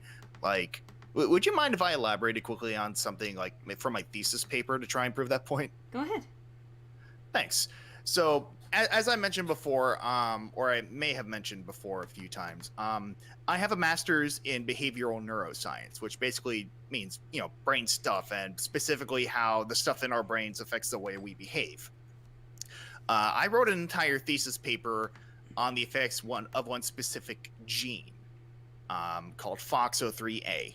And without going into a bunch of technical jargon, this is a special kind of gene that unlocks the shit other genes can do in the body. And it's called because it unlocks the other shit of other genes, it's called a housekeeper gene. And basically, my paper was on how this affects, or basically how the age of a life form might have an effect on the expression of this gene. Because, as I mentioned, this gene, housekeeper genes, can affect the shit that other genes do. And one of the effects of this specific gene, FOXO3A, was basically the amount of adult neural stem cells that are used in the adult nervous system. And to go low on that briefly, like, we've all heard of like stem cells. Like, stem cells have the capacity to regulate, or rather regenerate shit in the body. But Yes. a lot of, what we think of when it comes to stem cells are embryonic stem cells, which basically means they're from embryos. They're the universal. The reason why, I mean, there are different kinds of stem cells, as you're going to point out. The reason why they tend to go to embryonic is that truly is, in fact, the blankest stem cell that you can find, because it is literally Yes. meant to be imprinted by the other DNA to eventually take the shape that it's going to take. But the stem cell itself is very malleable to a lot of different kinds of influence. Absolutely. And so, but that's the thing, like, contrary to popular belief, stem cells also do exist in the adult body. They're just concentrated to specific areas. One of these areas is in the brainstem, Yep. essentially. And they're this variety called adult neural stem cells. And you have a set, like, finite pool of them that gradually gets used up over the course of an adult life form's lifespan. And one of the things that FOXO3A as a housekeeper gene regulates is the rate at which this pool is used up. So my paper was basically on, okay, there's this gene. It unlocks shit that other genes do. One of those things is the use of stem cells in the brain. I want to see if there's a difference in how much this gene is expressed between younger life forms and older life forms. And the life form I used in question was this little fish called the zebrafish. And I used the zebrafish because it's a popular model for studies related to Parkinson's disease. And the reason they're so popular is because these fish, when they're itty bitty and tiny, are essentially see-through.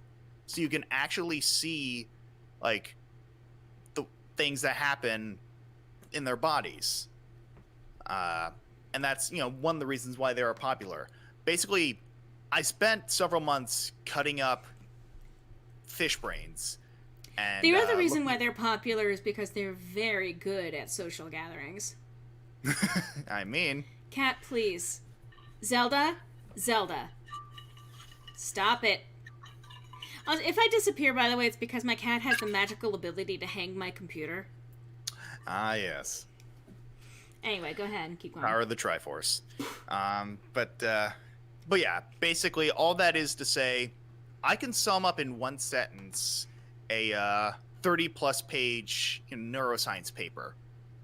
So, a gene in the body that tells other genes what to do can affect how much of a specific type of cell is used in the brain. And I want to know how much that gene is put into effect between older and younger things. And it's Now, pretty... if that makes any sense at all, then I've done my job at least somewhat explaining it. But okay. Without you having to attend several classes. Now, try to explain it a different way. All right, so like using more like elaborate vernacular and stuff like that? No, keep it simple, but explain it in different words. Okay, so that was my attempt at simple. do another form of simple. And this is what I mean. Oh yeah. See, this is me talking as a verbally intelligent person, but this is what I mean. In terms of demonstrating your intelligence, if you understand it, then you're able to explain it in multiple ways using different words, because some people connect with some words more than other words. Okay, so I think I get what you mean. So like, imagine there's a key, and this key unlocks things in the body. So it's like a skeleton key for your genes. This skeleton key can unlock a few different doors, but over time, a key will receive wear and tear. So I want to see how effective this key is when it unlocks shit earlier in a life form's life as opposed to later on. And see, that's another, like, literally, that's a second way of explaining it. It uses different words and it creates a different kind of metaphor, but someone else may understand that more easily than the first one, and someone might understand the first description that you gave better than the second one. The whole point is you can prove how smart you are by being able to take a big scientific concept, a 30-page written essay, and simplify it down, distill it to a simple explanation. For example, I have also literally made that exact same explanation of what I'm talking about in at least 3 to 5 different ways, expressing the same concept of how to say things in different ways to help connect with people. People who are actually smart are smart enough to not brag about it. Okay, well, let's say this. I am a smart person, and I will brag about certain things. Like, I will absolutely brag about my ability to tell a story or to tell something in an engaging way. That is a talent that I have spent a long time in my life developing the skills for, and I believe that I have the right to say that I'm good at it. But saying that I am intelligent does not discount, for example, that I am really dumb. I am math dumb, for example. I am physics dumb. I can't do a lot of things, but it's literally because I recognize that I have certain intelligence weaknesses that I feel confident in talking about what I am smart about. And you know what?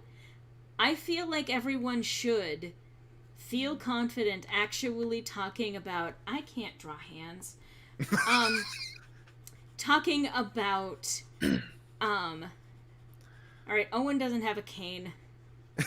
Not anymore. He doesn't need it. Yeah, exactly. And just fuck him holding a cane. Anyway. He is the cane. Yeah. But, anyway,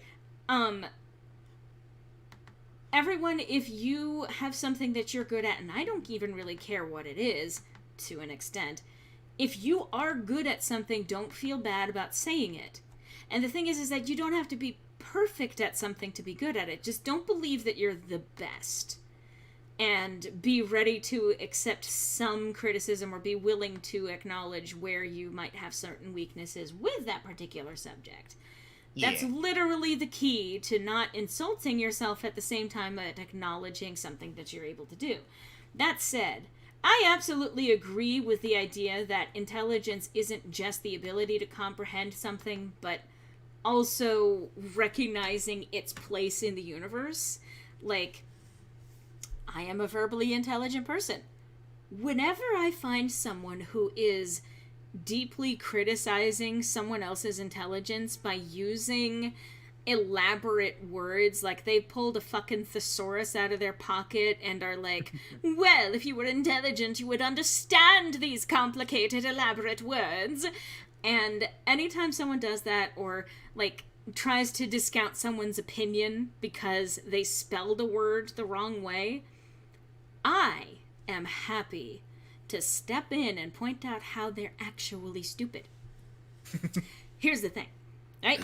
So you get the English major, right, who knows all of the grammar rules and they can list them off the top of their heads. They can tell you the I before E except after C, except in exceptions where this actually happens because the English language is weird. But they're not going to admit that. They're just going to point out to what the rule is except for the exceptions.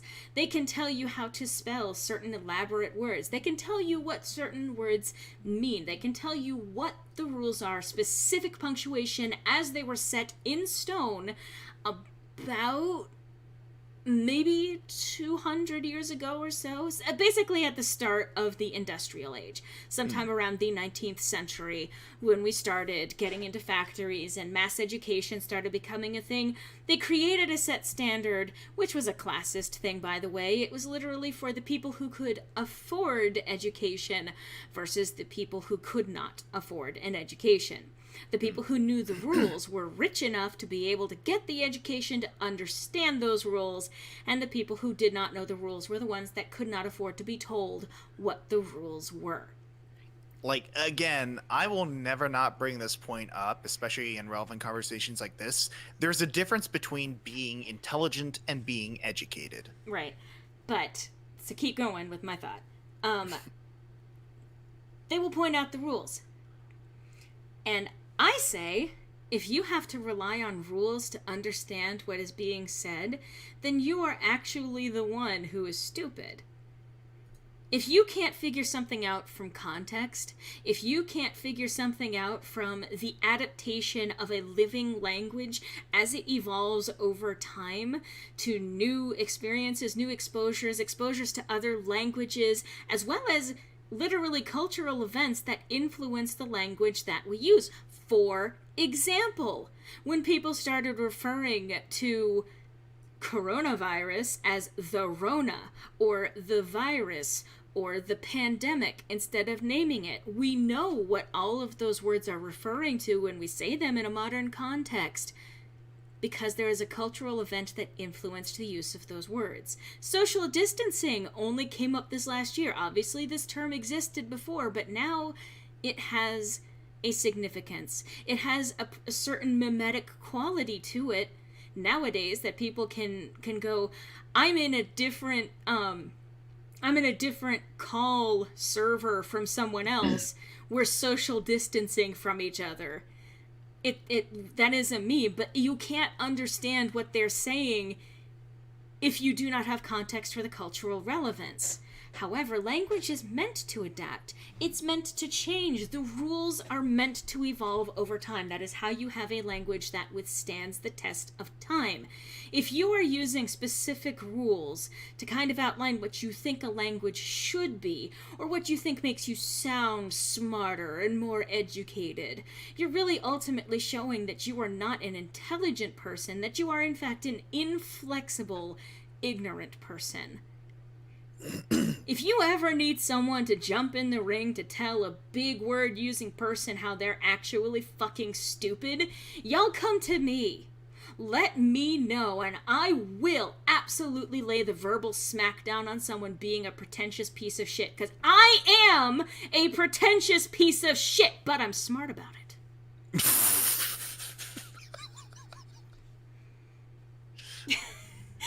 I was that kid in high school, okay, or middle school. High school, I started to get better about it, but I prided myself on my intelligence, and then as I became a mature adult, I actually realized that I want people to understand me. I don't want to be saying words that they don't understand. Now, you can listen to me talk, and you'll hear me use big words, right, from time to time. But most people can figure out what I'm saying contextually, because when I use the words, it's for a specific purpose, and it's not to obfuscate or say, hide what I'm saying, or make it more difficult to understand what I'm saying. And I'm always happy to elaborate if someone says, what does this word mean? But I hate intellectual pretentiousness whenever someone comes onto the scene and insists that you are stupid because you don't agree to their rules. Yes, there's a speech that radiates someone aggressively saying, I love you. I do love you guys. I really do. Like, I know that I come across a particular way. I know that I can sound very confident. I know that I can sound very resolute. I know that I can sometimes be very deeply sarcastic, sardonic. I can put myself with a wry, dark sense of humor. I can be very dry in a lot of my delivery, sometimes even deadpan. I can sound like the person who is far more on the intellectual side of things as opposed to the emotional, but people who know me know that I am absolutely a big softy crybaby. I will literally cry. I did this earlier today, in fact, watching for the 5th time this week the final number in the Netflix movie The Prom. And I cry because of the particular emotional impact of what is being discussed. I will cry over Hadestown any day of the week. I will cry over especially the Road to Hell reprise. I'm going to get myself emotionally choked up to specifically say when it gets to a particular line, because it opens up with this real sad, completely a cappella, drawn out, very light, like the person themselves is choked up and finding it difficult to express themselves, and they're repeating, it's a sad song, it's a tragedy, it's a sad song, but we sing it anyway. And that's where the music finally comes back in, and it's explained that even when you know that the outcome is gonna be bad, that doesn't stop you from telling the story again, like as if maybe you believe that this time it'll turn out differently. Or there's something about the story that's being told that's important to take along with us, regardless of it being sad, or even perhaps because it's sad, it resonates with our experience in some way.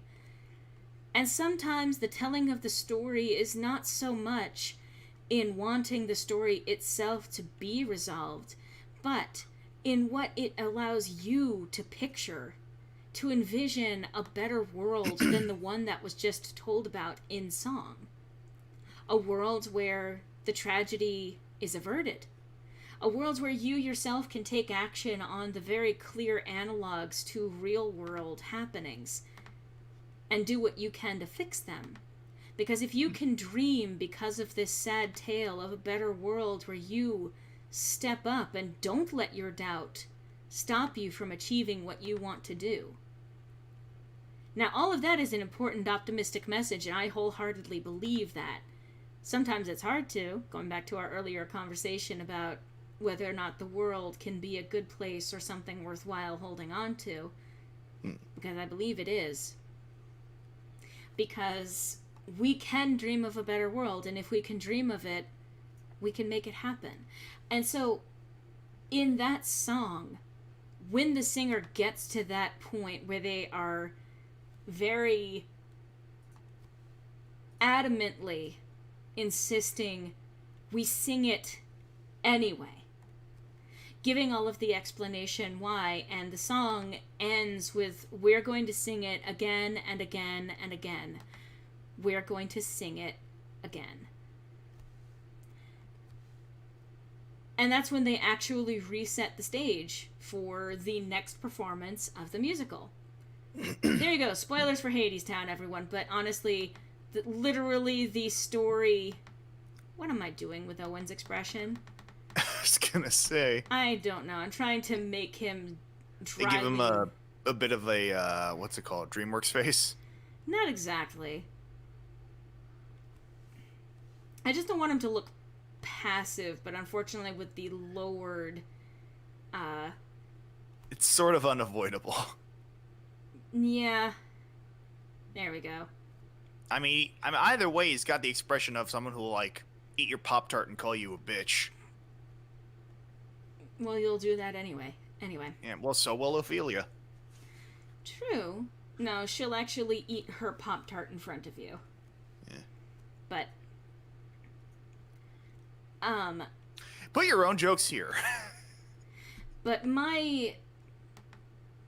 that gets to me every time, because having lived in a dark mental space, sometimes even for years at a time, the determination to still talk about the sad stuff, even if it is sad, because having gone through it has shaped you for the better. Sometimes for the worse. I say for the better because you still learn from it. You still learn from a tragedy. You still learn from the bad things that you experience. And it's worth going through the tragedy and going through the experience. It's not great to go through those things, obviously. But the bad things that you experience did not need to happen, and you shouldn't have to go through those things, but you did, and you survived them. And when you survived them, you walked away with the knowledge that you can go through that bad thing and survive. You can learn, through going through a bad thing, the ability to survive it and endure it better the next time. To know that eventually that bad thing that happened can be coped with. And maybe if it can be coped with, then maybe you can actively deal with it when it's happening. And then, if you get used to the bad thing happening enough to realize, wait, I know how to fix this now. And if you find yourself with the emotional motivation to, in fact, stand up and do so. That's the point of being able to dream about a better world. That's the point of being able to listen to a tragedy being told to us in a song, or a musical, or a story, or a poem, or any one of these things, because it inspires us to think of how to make the world better so that these tragedies maybe don't happen. Or how to inspire someone to have ideals that they are willing to act on, or how to inspire people to come together to take a mass action to change things for the better. And that's the purpose of these stories. So when I hear that moment in the song, I get choked up, because it's one thing to feel that way.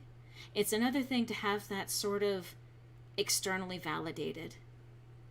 It's another thing to hear someone else put that emotional revelation into words.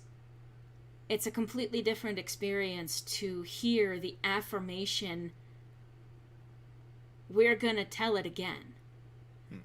And yet we sing it anyway. We sing this song anyway. It makes us sad, and it doesn't get any less sad. At the end of every musical, every performance, they still sound sad. They are still affected by the tragedy of which they're singing. So the point of these things is to inspire an emotional reaction and to remind us that our emotions serve a purpose, and it is about making our individual lives and our collective lives better. And I agree, Morris Onion, kind of on topic, but kind of not. Showing emotion isn't a sign of weakness or immaturity. It's a sign of humanity. Exactly. You need to be able to show your feelings. You need to be able to... We were watching a movie last night and talked about this at great length. Griffin and I did. We watched this movie called Chef. It's on Netflix, and if you want to watch it, please do.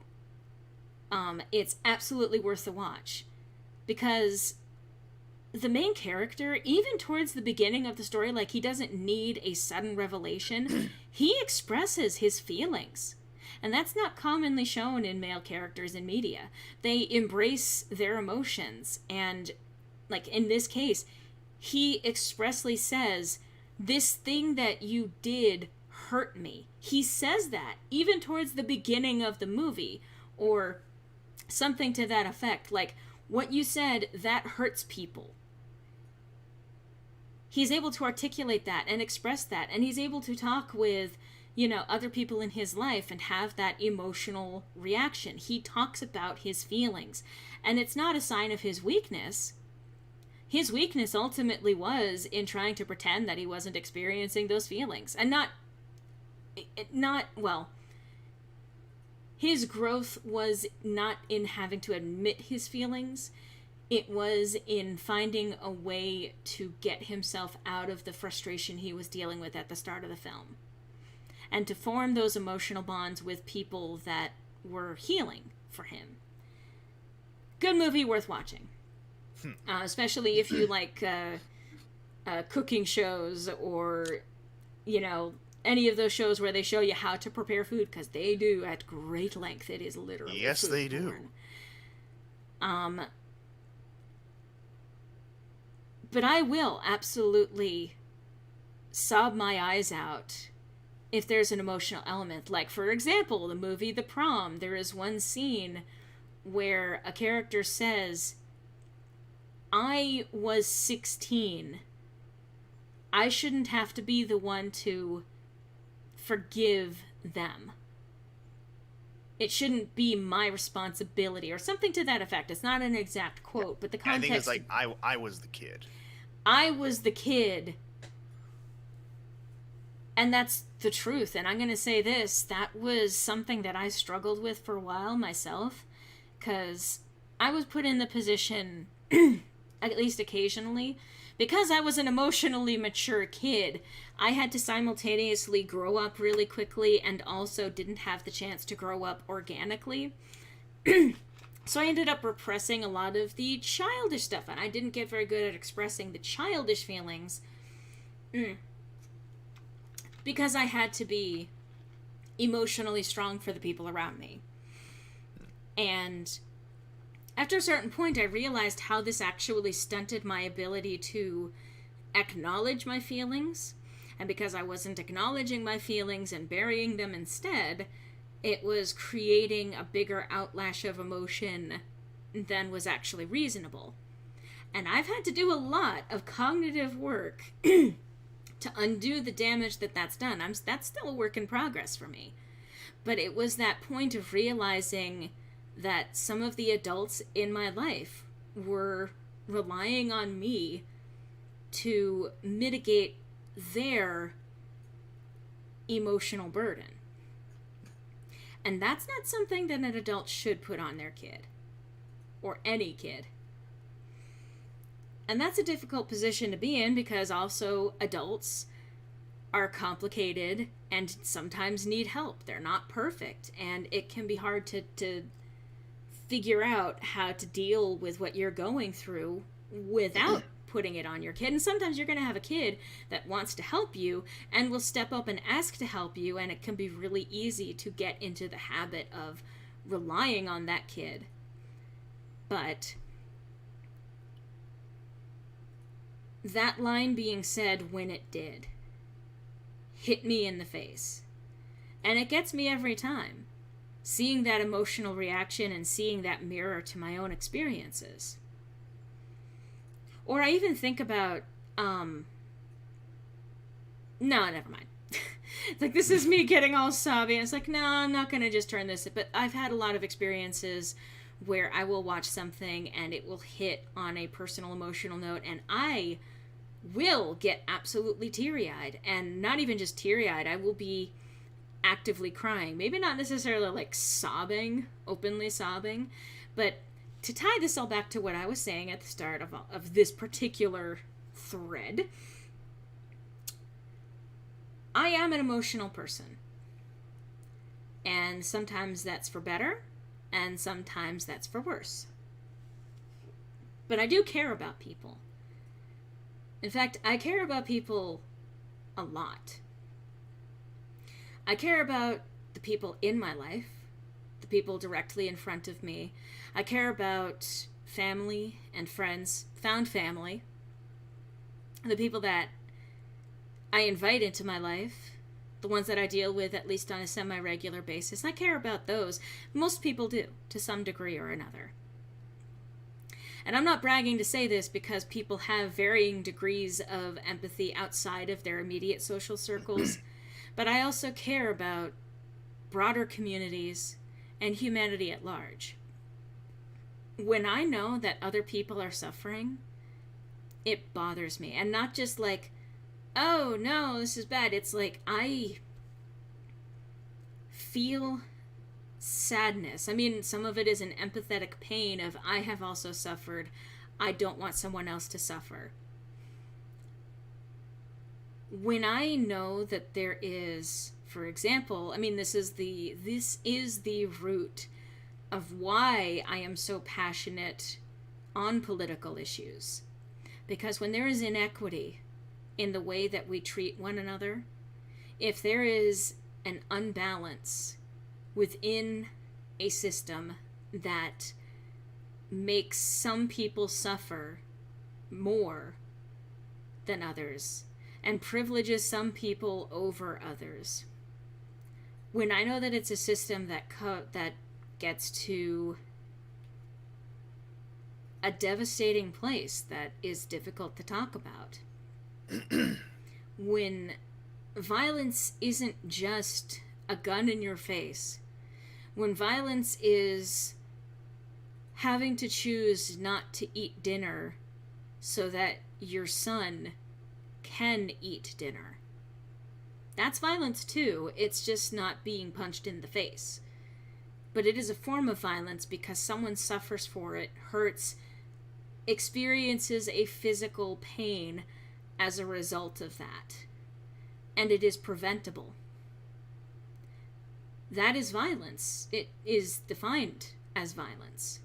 It's social violence in some ways. And I say social as in societal, like governmental influence, the structures that we live in.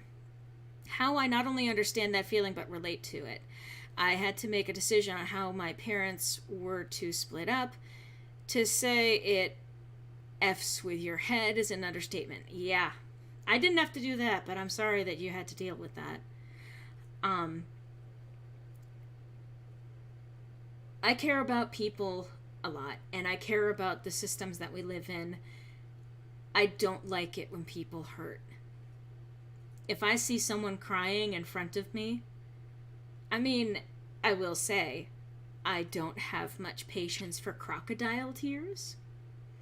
But if someone is breaking down in front of me because they are genuinely distressed, even if the reason that they are distressed is something that comes from a place of privilege or from a misunderstanding, I live very much by the philosophy that feelings are obviously subjective, and they're valid because a feeling is a reaction.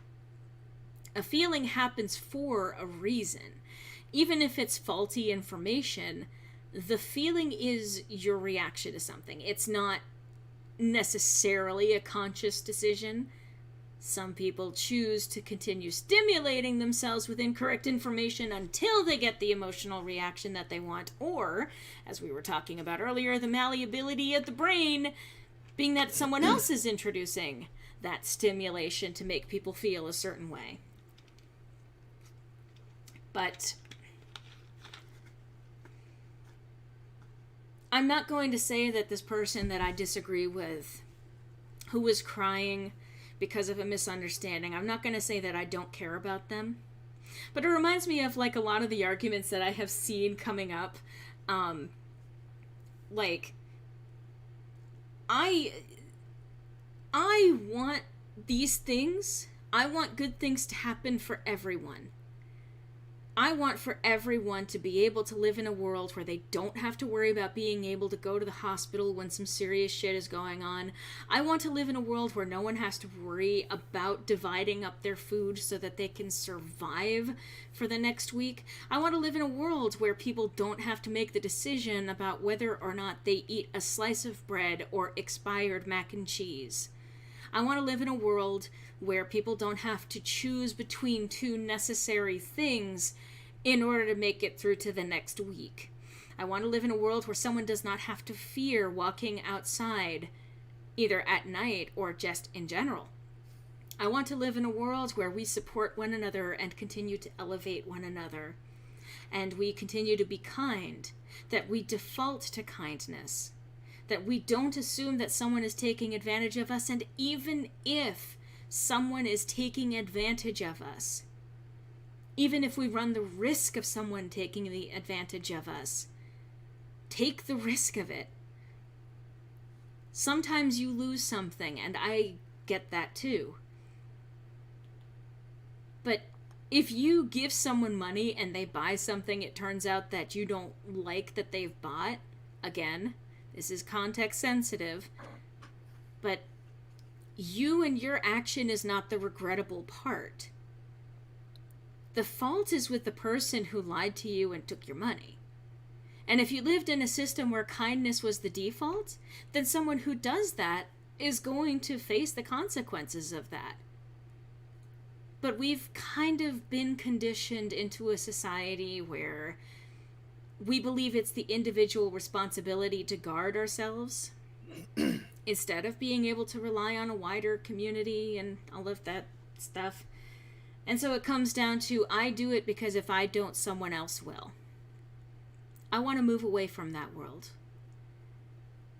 I want us to be collectively happier.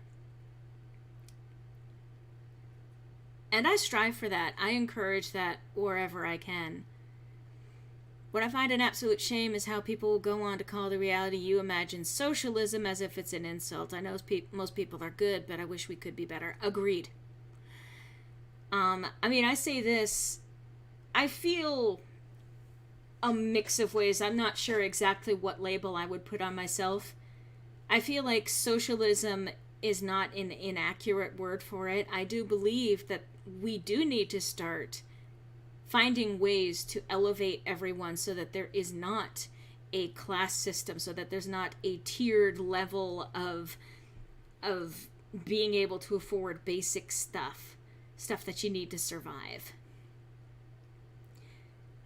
I do believe in democracy. I do believe, basically, I think the closest word that I have seen, or the closest label that I have heard describing what I believe, is democratic socialism. That we all have a say. We get to vote on these things, and we are represented in that sense. Our opinions are represented in the eventual outcome. So that it's not simply decided by some sort of dictatorial head, some sort of leader that just assumes and distributes according to their wishes, but that we vote collectively on decisions. It takes longer, but it means that you hear everyone's opinion. And that you get more information as a result of that. So, anyway, obviously deeply political conversation, taking up the last half hour of the stream. I mean, can I call him or can I call him? It happens regularly enough, and I'm not going to say that I'm somehow ashamed of it. You joke about it. You joke about it, though, and I will say that that's kind of the part that I take issue with. Yes, I have serious conversations. Because I'm going to use my platform to talk about these things. Oh, yeah, and again, as well you should. Because here's the thing. Sometimes it's a lot easier to feel isolated in these opinions. I am someone who can take ideas and form them into words. And sometimes when you can take those ideas and form them into words, then it communicates to someone who needs to hear those words the ideas that they may not have considered without those words. And it's not a matter of intelligence, I'll say that much. Sometimes it's like, literally, if you read 1984, the whole concept of simplifying language down to a handful of words that the state decides are okay words to say, means that you don't have free thought. You don't have the opportunity to think of something other than what you get told because of simplified language. I am a word person.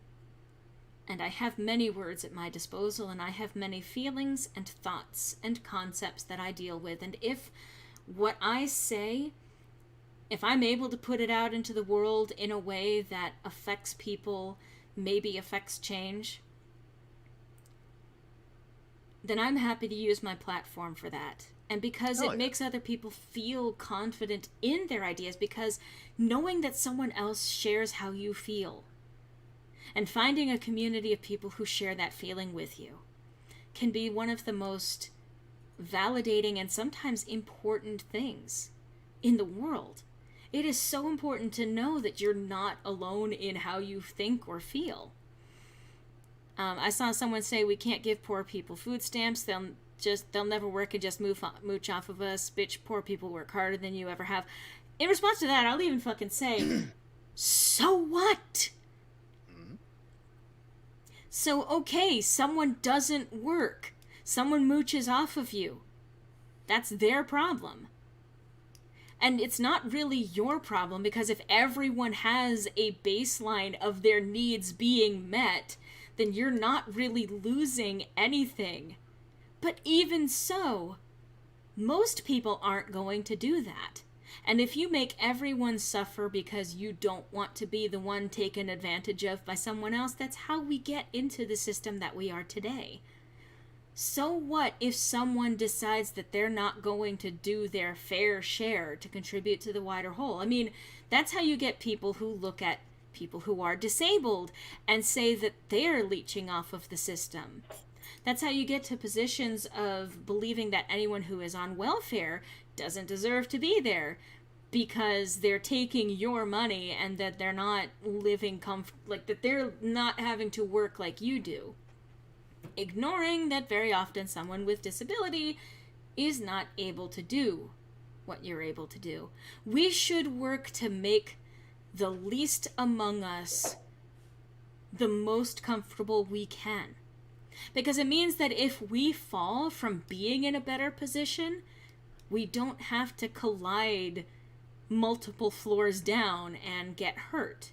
It means, oh, we fall back onto a cushion. But that in those positions where we need help and we need to turn to others to support us, that we have that system of support, that we have, even among the worst of us, even among the least of us, those who are the worst off, have that support so that if you ever have the rug pulled out from under you, you're not suffering for it. No matter how big or small your platform is, it's good to share on important topics like this. Yeah, I agree. Words are tools to be used. They are versatile but also powerful. Absolutely. And like I said, we all have different intelligences and strengths, and mine happens to be in words. Absolutely. Also Apologies, but I need to quickly BRB. Okay, go ahead.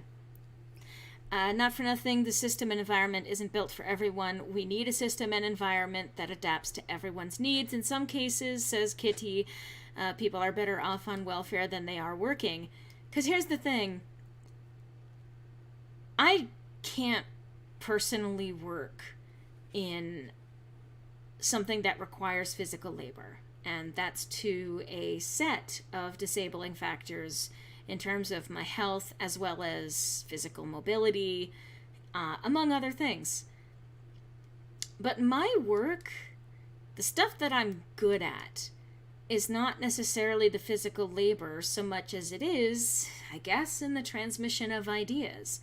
I do try to also do work. I mean, obviously not so much today. I've been doing a lot of talking and doodling, but I do believe in dedicating myself to the time. I have spent good chunks of this week working out details of a campaign that is eventually going to be streamed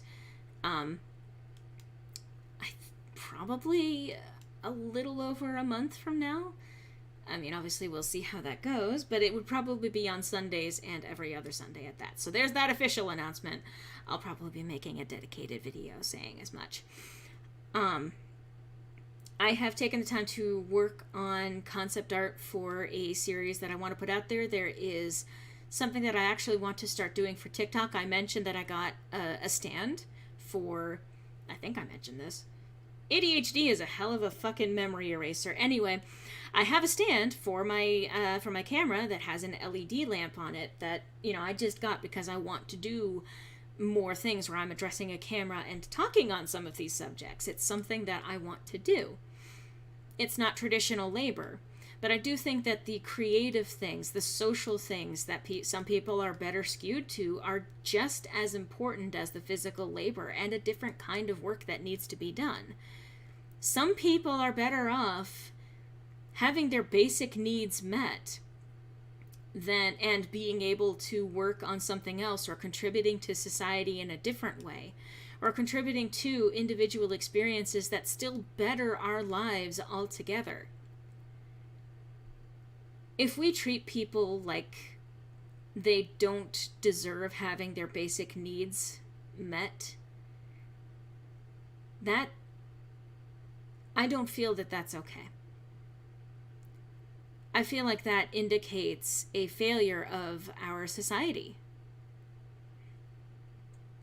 You're using TikTok, the unwholesome 100 app. I can't believe you've betrayed us. I haven't used it a lot as of recently. I have no idea the unwholesome 100 or what that's supposed to mean.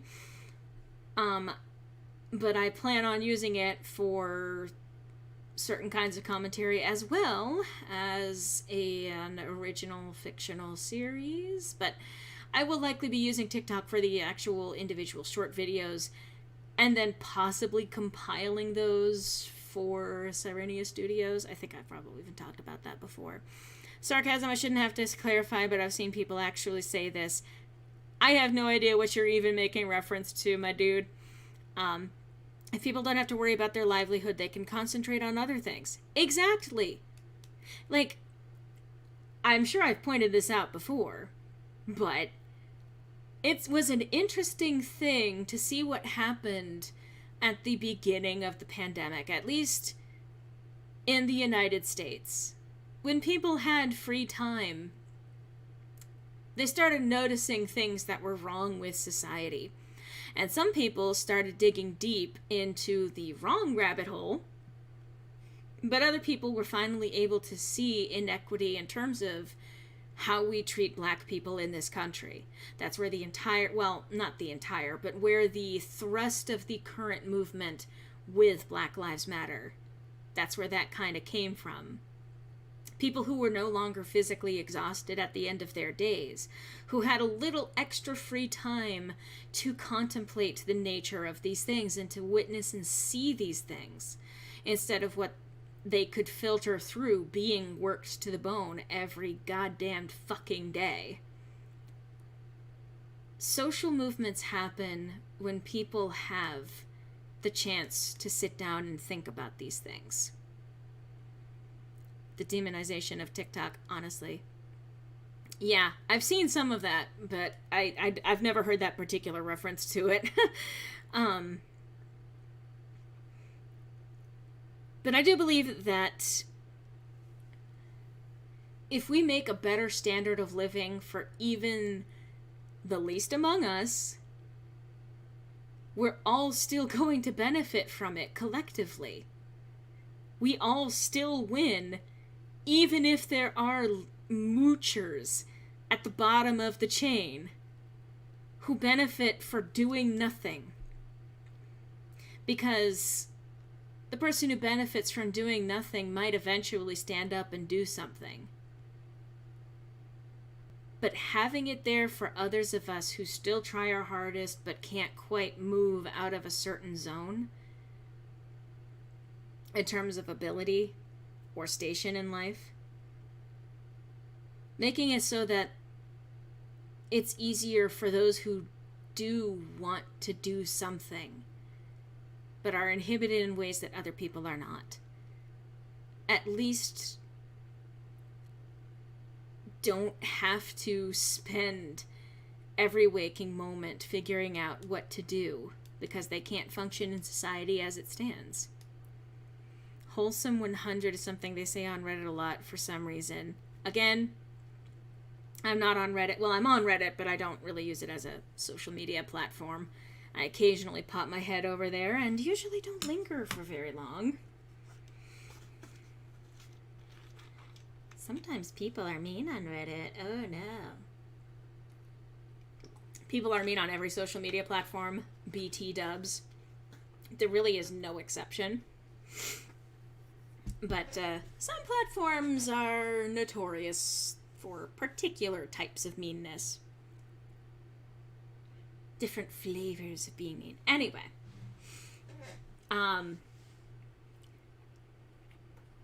But I mean, I obviously have very strong convictions on how I feel about all of this. I care about all of these things deeply, and I sound firm and determined and have intellectualized a lot of the way that I feel about this because I care so deeply about these things. I want things to be better for myself, for the people in my direct inner circle, and for us collectively at large. I want things to be better for all of us.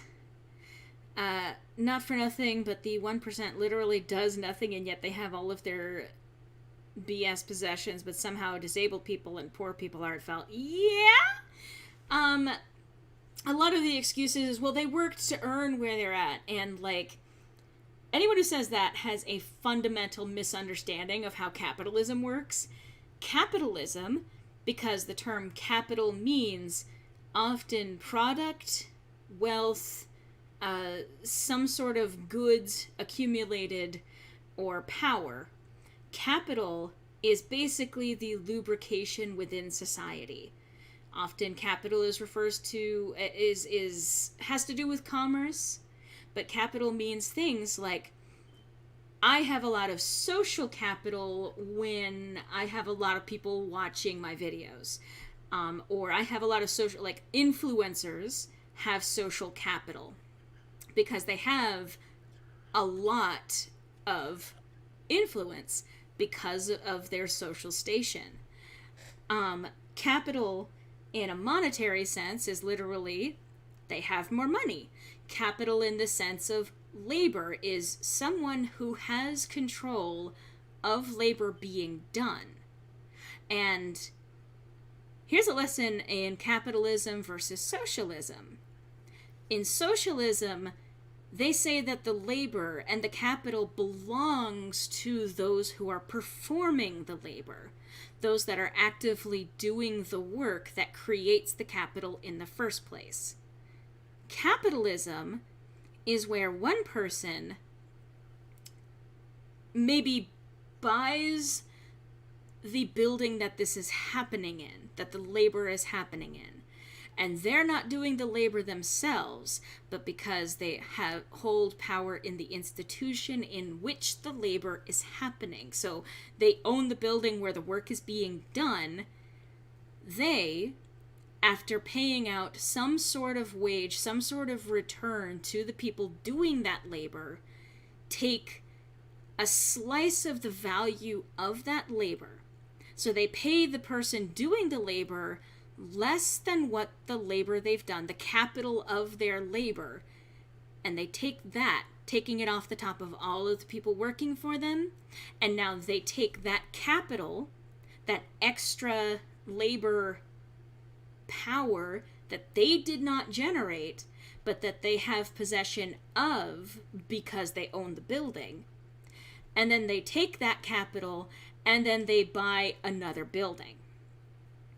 And the more that they do this, they build more capital, they get more money, they get more social power. Because if you have 5 buildings and you have the only place that people can go to do work in the first place in order to get some food to put on their table, to take what capital they can get from their own labor, and they need that in order to survive, they're getting less than the work that they're actually doing, but it's what they need to do in a capitalist society. Socialism is when we say that the people doing the labor get to hold on to that capital and get to decide how to distribute that capital to the population at large. Hence the seize the means of production. We are talking about the people themselves getting to own the labor, the full value of their labor, and sharing that. Well, they get to own what they basically do. but that they collectively work together, that individuals work on their own particular capital, their own ability to create this capital. System is designed to get the poor to turn on each other. Yep, bingo! Because if people who are poor believe that their extra capital is being taken by the other poor person, they're not turning on the person who's actually stealing the capital in the first place. And here's where we create the obfuscation of why we blame each other for it. Hang on just a sec. Oh, welcome back, Griffin. Thank you. What is literally the sentence I just said?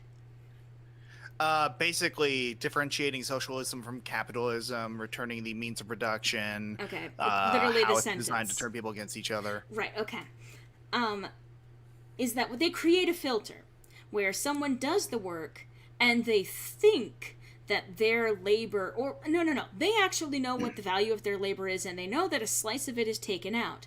Supposedly, the slice is taken out to not only benefit the person that has employed them or quote-unquote created the job opportunity, they believe that it benefits them so that it then will come back to them. Hence the concept of, say, for example, the trickle-down economy, where if you put money at the top, it will eventually come down. That's not how it works.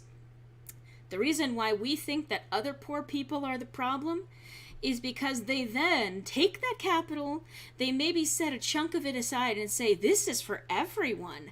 But then when they actually distribute that to other people who are maybe not able to do quite the same thing as the original person who generated that capital through their labor, that person who did the work, who did the labor, did not get the full value of their labor, and then they see someone else who doesn't do the same thing that they do, seeing the benefit of that distributed capital, they go, and they get told by the owners of that labor stolen from them, of that capital, they get told, that person there who isn't working like you are, they're stealing that money from you.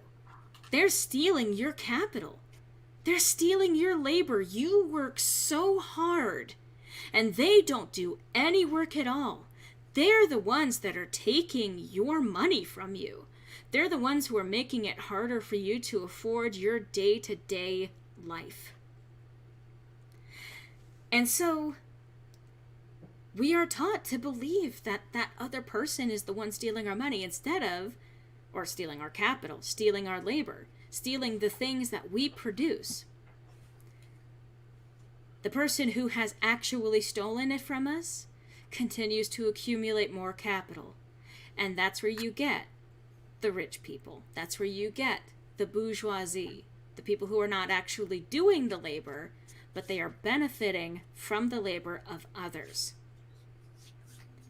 And they get to take that capital and then they pass that around as a completely different kind of currency.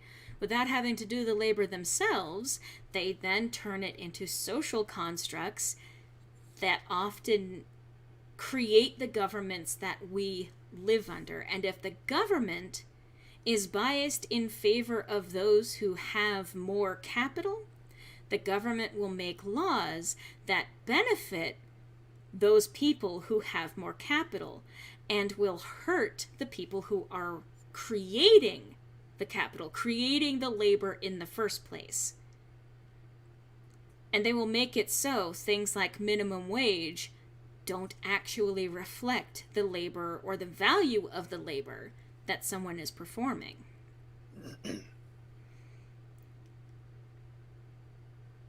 So that's where we stand in a capitalist society. The value of your labor is not what you are compensated for. The value of your labor goes to someone else, and it's not that other poor person. It is the person who owns the building but does not do the labor. And that is why I believe that capitalism is ultimately evil. It has served a purpose in that it has allowed some innovation. But that innovation has actually now become stunted, unable to continue to innovate, unable to continue to change society for the better, because it is no longer in the interests of those who have the most capital to really change things for the better for everyone. Just look at how McDonald's staff are being treated. Sorry, I didn't read this one, but a rich person and two poor people each buy cookies. The rich person takes two of the cookies and forces the two people to compete for the last one. Yep. Exactly. Look how McDonald's staff or Walmart or especially Amazon employees, there are a lot of issues there. I've, talked about some of them before, but they are not treated for the value that they produce. Versus everyone gets to own the value of their capital, to the value of the labor that they produce. But we have different forms of labor that contribute to the betterment of all of us.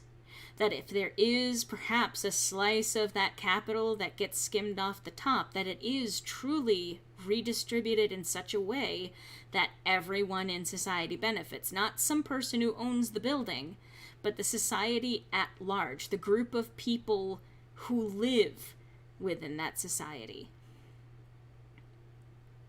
Yeah, and for some reason they get demonized for it. The fact that people are saying, hey, can we make enough money so that we're not starving on the streets? And people go, well, but why do you deserve that money? I don't get paid much better than you do, and I went to school. And it's like, oh, so you agree then? We're not being paid enough. You're not being paid enough. I'm not being paid enough.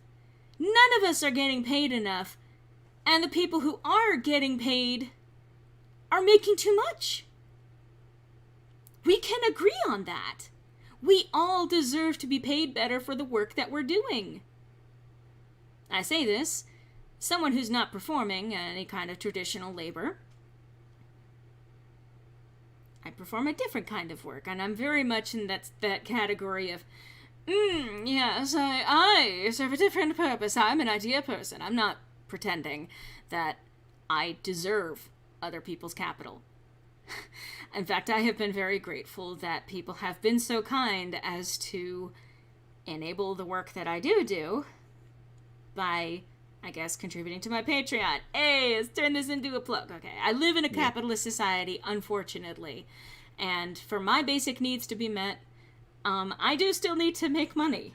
Well, I mean, it's also like you said, there is no such thing as unskilled labor. That is also the result of, classist horseshit language passed down to try and validate the bullshit policies that are put into effect in the society.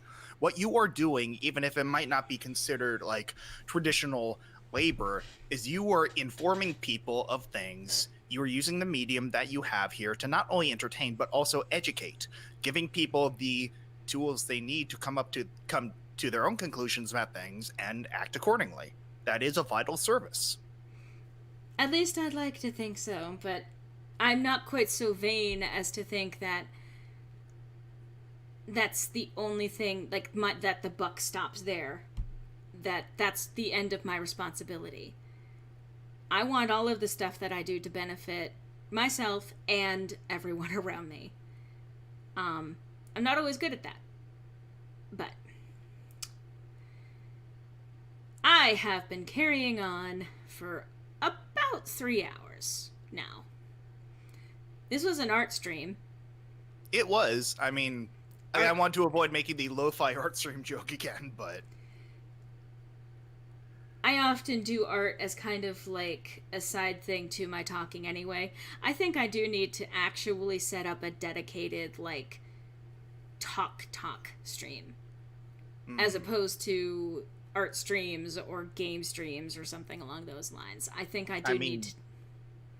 That is what podcasts are for. Yes, and I know I need to do that. I do think that it's about time that I close out here.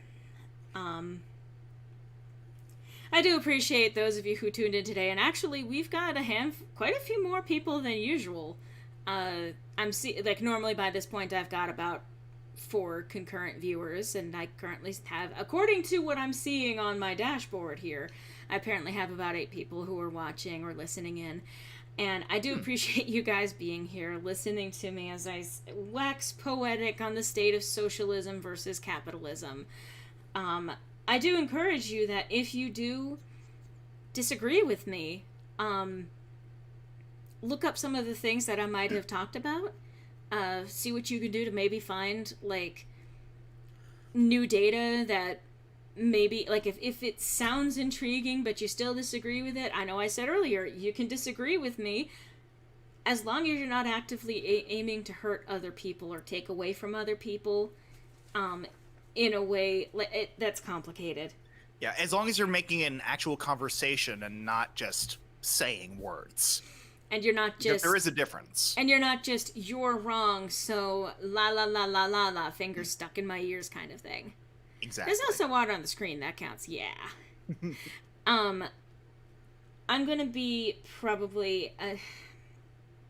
I know that this next week is going to be taken up by me actually trying to put together the rest of the first session of this campaign that I want to get started. I'm going to be running a few sessions off-screen, basically, to kind of get my bearing as a DM and get the others the chance to acclimate to their characters. Once that happens, I'm going to put together a summary of the events of the campaign up until that point, post that, and then be streaming once every other week. Basically to help out the DM of the campaign that I'm currently actively playing in, because doing something every week has been taking a toll on her.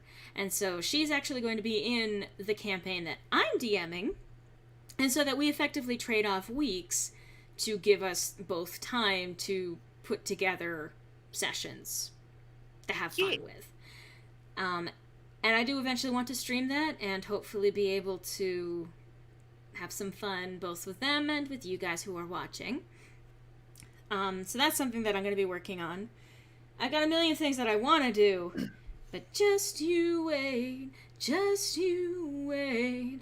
Anyway, I have a lot of things that I do want to do, and sometimes it depends on mental health, physical health, and energy to do these things. Sometimes motivation ain't there, and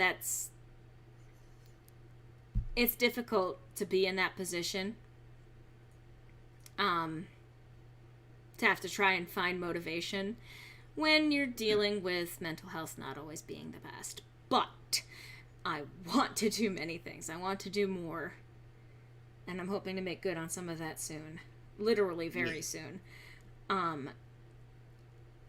So I want to thank everyone who came by to watch. I already kind of did, but just reiterating to go back into my closing out speech for the day. I do thank everyone who came by to watch and who listened to me talk about all of this. I hope that if anything that I said makes sense, and especially if it helped put into words something you already felt, then I've done my job, and I'm happy about that. And if you disagree with me, that's fine. Bye. Anyway, no, I'm kidding. I want to thank, obviously, when I talk about, for example, people willing to share their capital with me, things like through Patreon, or like, obviously, I've got thecoffee.com on the screen right now. All of that stuff does go to things like medical costs, my daily expenses, food, things along those lines. I actually recently have seen an increase in the cost of my medication. And thankfully it's not too much. It's still technically affordable. But that's another reason why I'm so grateful for the support that I do actually get. From people watching the videos, from people watching the streams, from people who do, contribute to like the coffee or do it through every month on Patreon. That stuff makes it so I don't have to stress about my medication that I need. Because I'm pretty sure that the only reason I was able to survive, that's not me getting choked up, that's phlegm. The only reason I was able to survive, that I was able to survive this last year was because of the medication that I'm on. The kind of difference that it makes is literally making it so that this thing that normally is depressing everyone depresses me too, but I was already at a lower tier in terms of being able to handle it. So when things get back to normal. Anyway, thank you for watching. Thank you. I'm going to also change these to say 2021 last couple of streams because oopsie. But I do hope that all of you have a wonderful evening or whatever time of day it is for you. I hope you have a wonderful one. Thank you, Griffin, for joining for commentary today. Always a pleasure. Even though I'm in high school, I look forward to the day I get a job so that I can share financial capital with a fellow artist. Thank you, Ian. And even if it's not me, even if it's other creators that you care about, that I have no doubt that that will be appreciated. And it's exactly that sort of thing that helps all creators. Please do change it to 2021 before 2020 Volume 2 suddenly makes us disappear. Please, 2020 is gone and done with. But I hope to see you guys next week, both you guys coming back and also me being in a position of having the energy to actually stream and do stuff. And I'm looking forward to having some other stuff hopefully on the table to entertain and educate and also for me to have fun with. You know, hopefully before the month closes out. So, I will see you guys another time. Take care, everyone.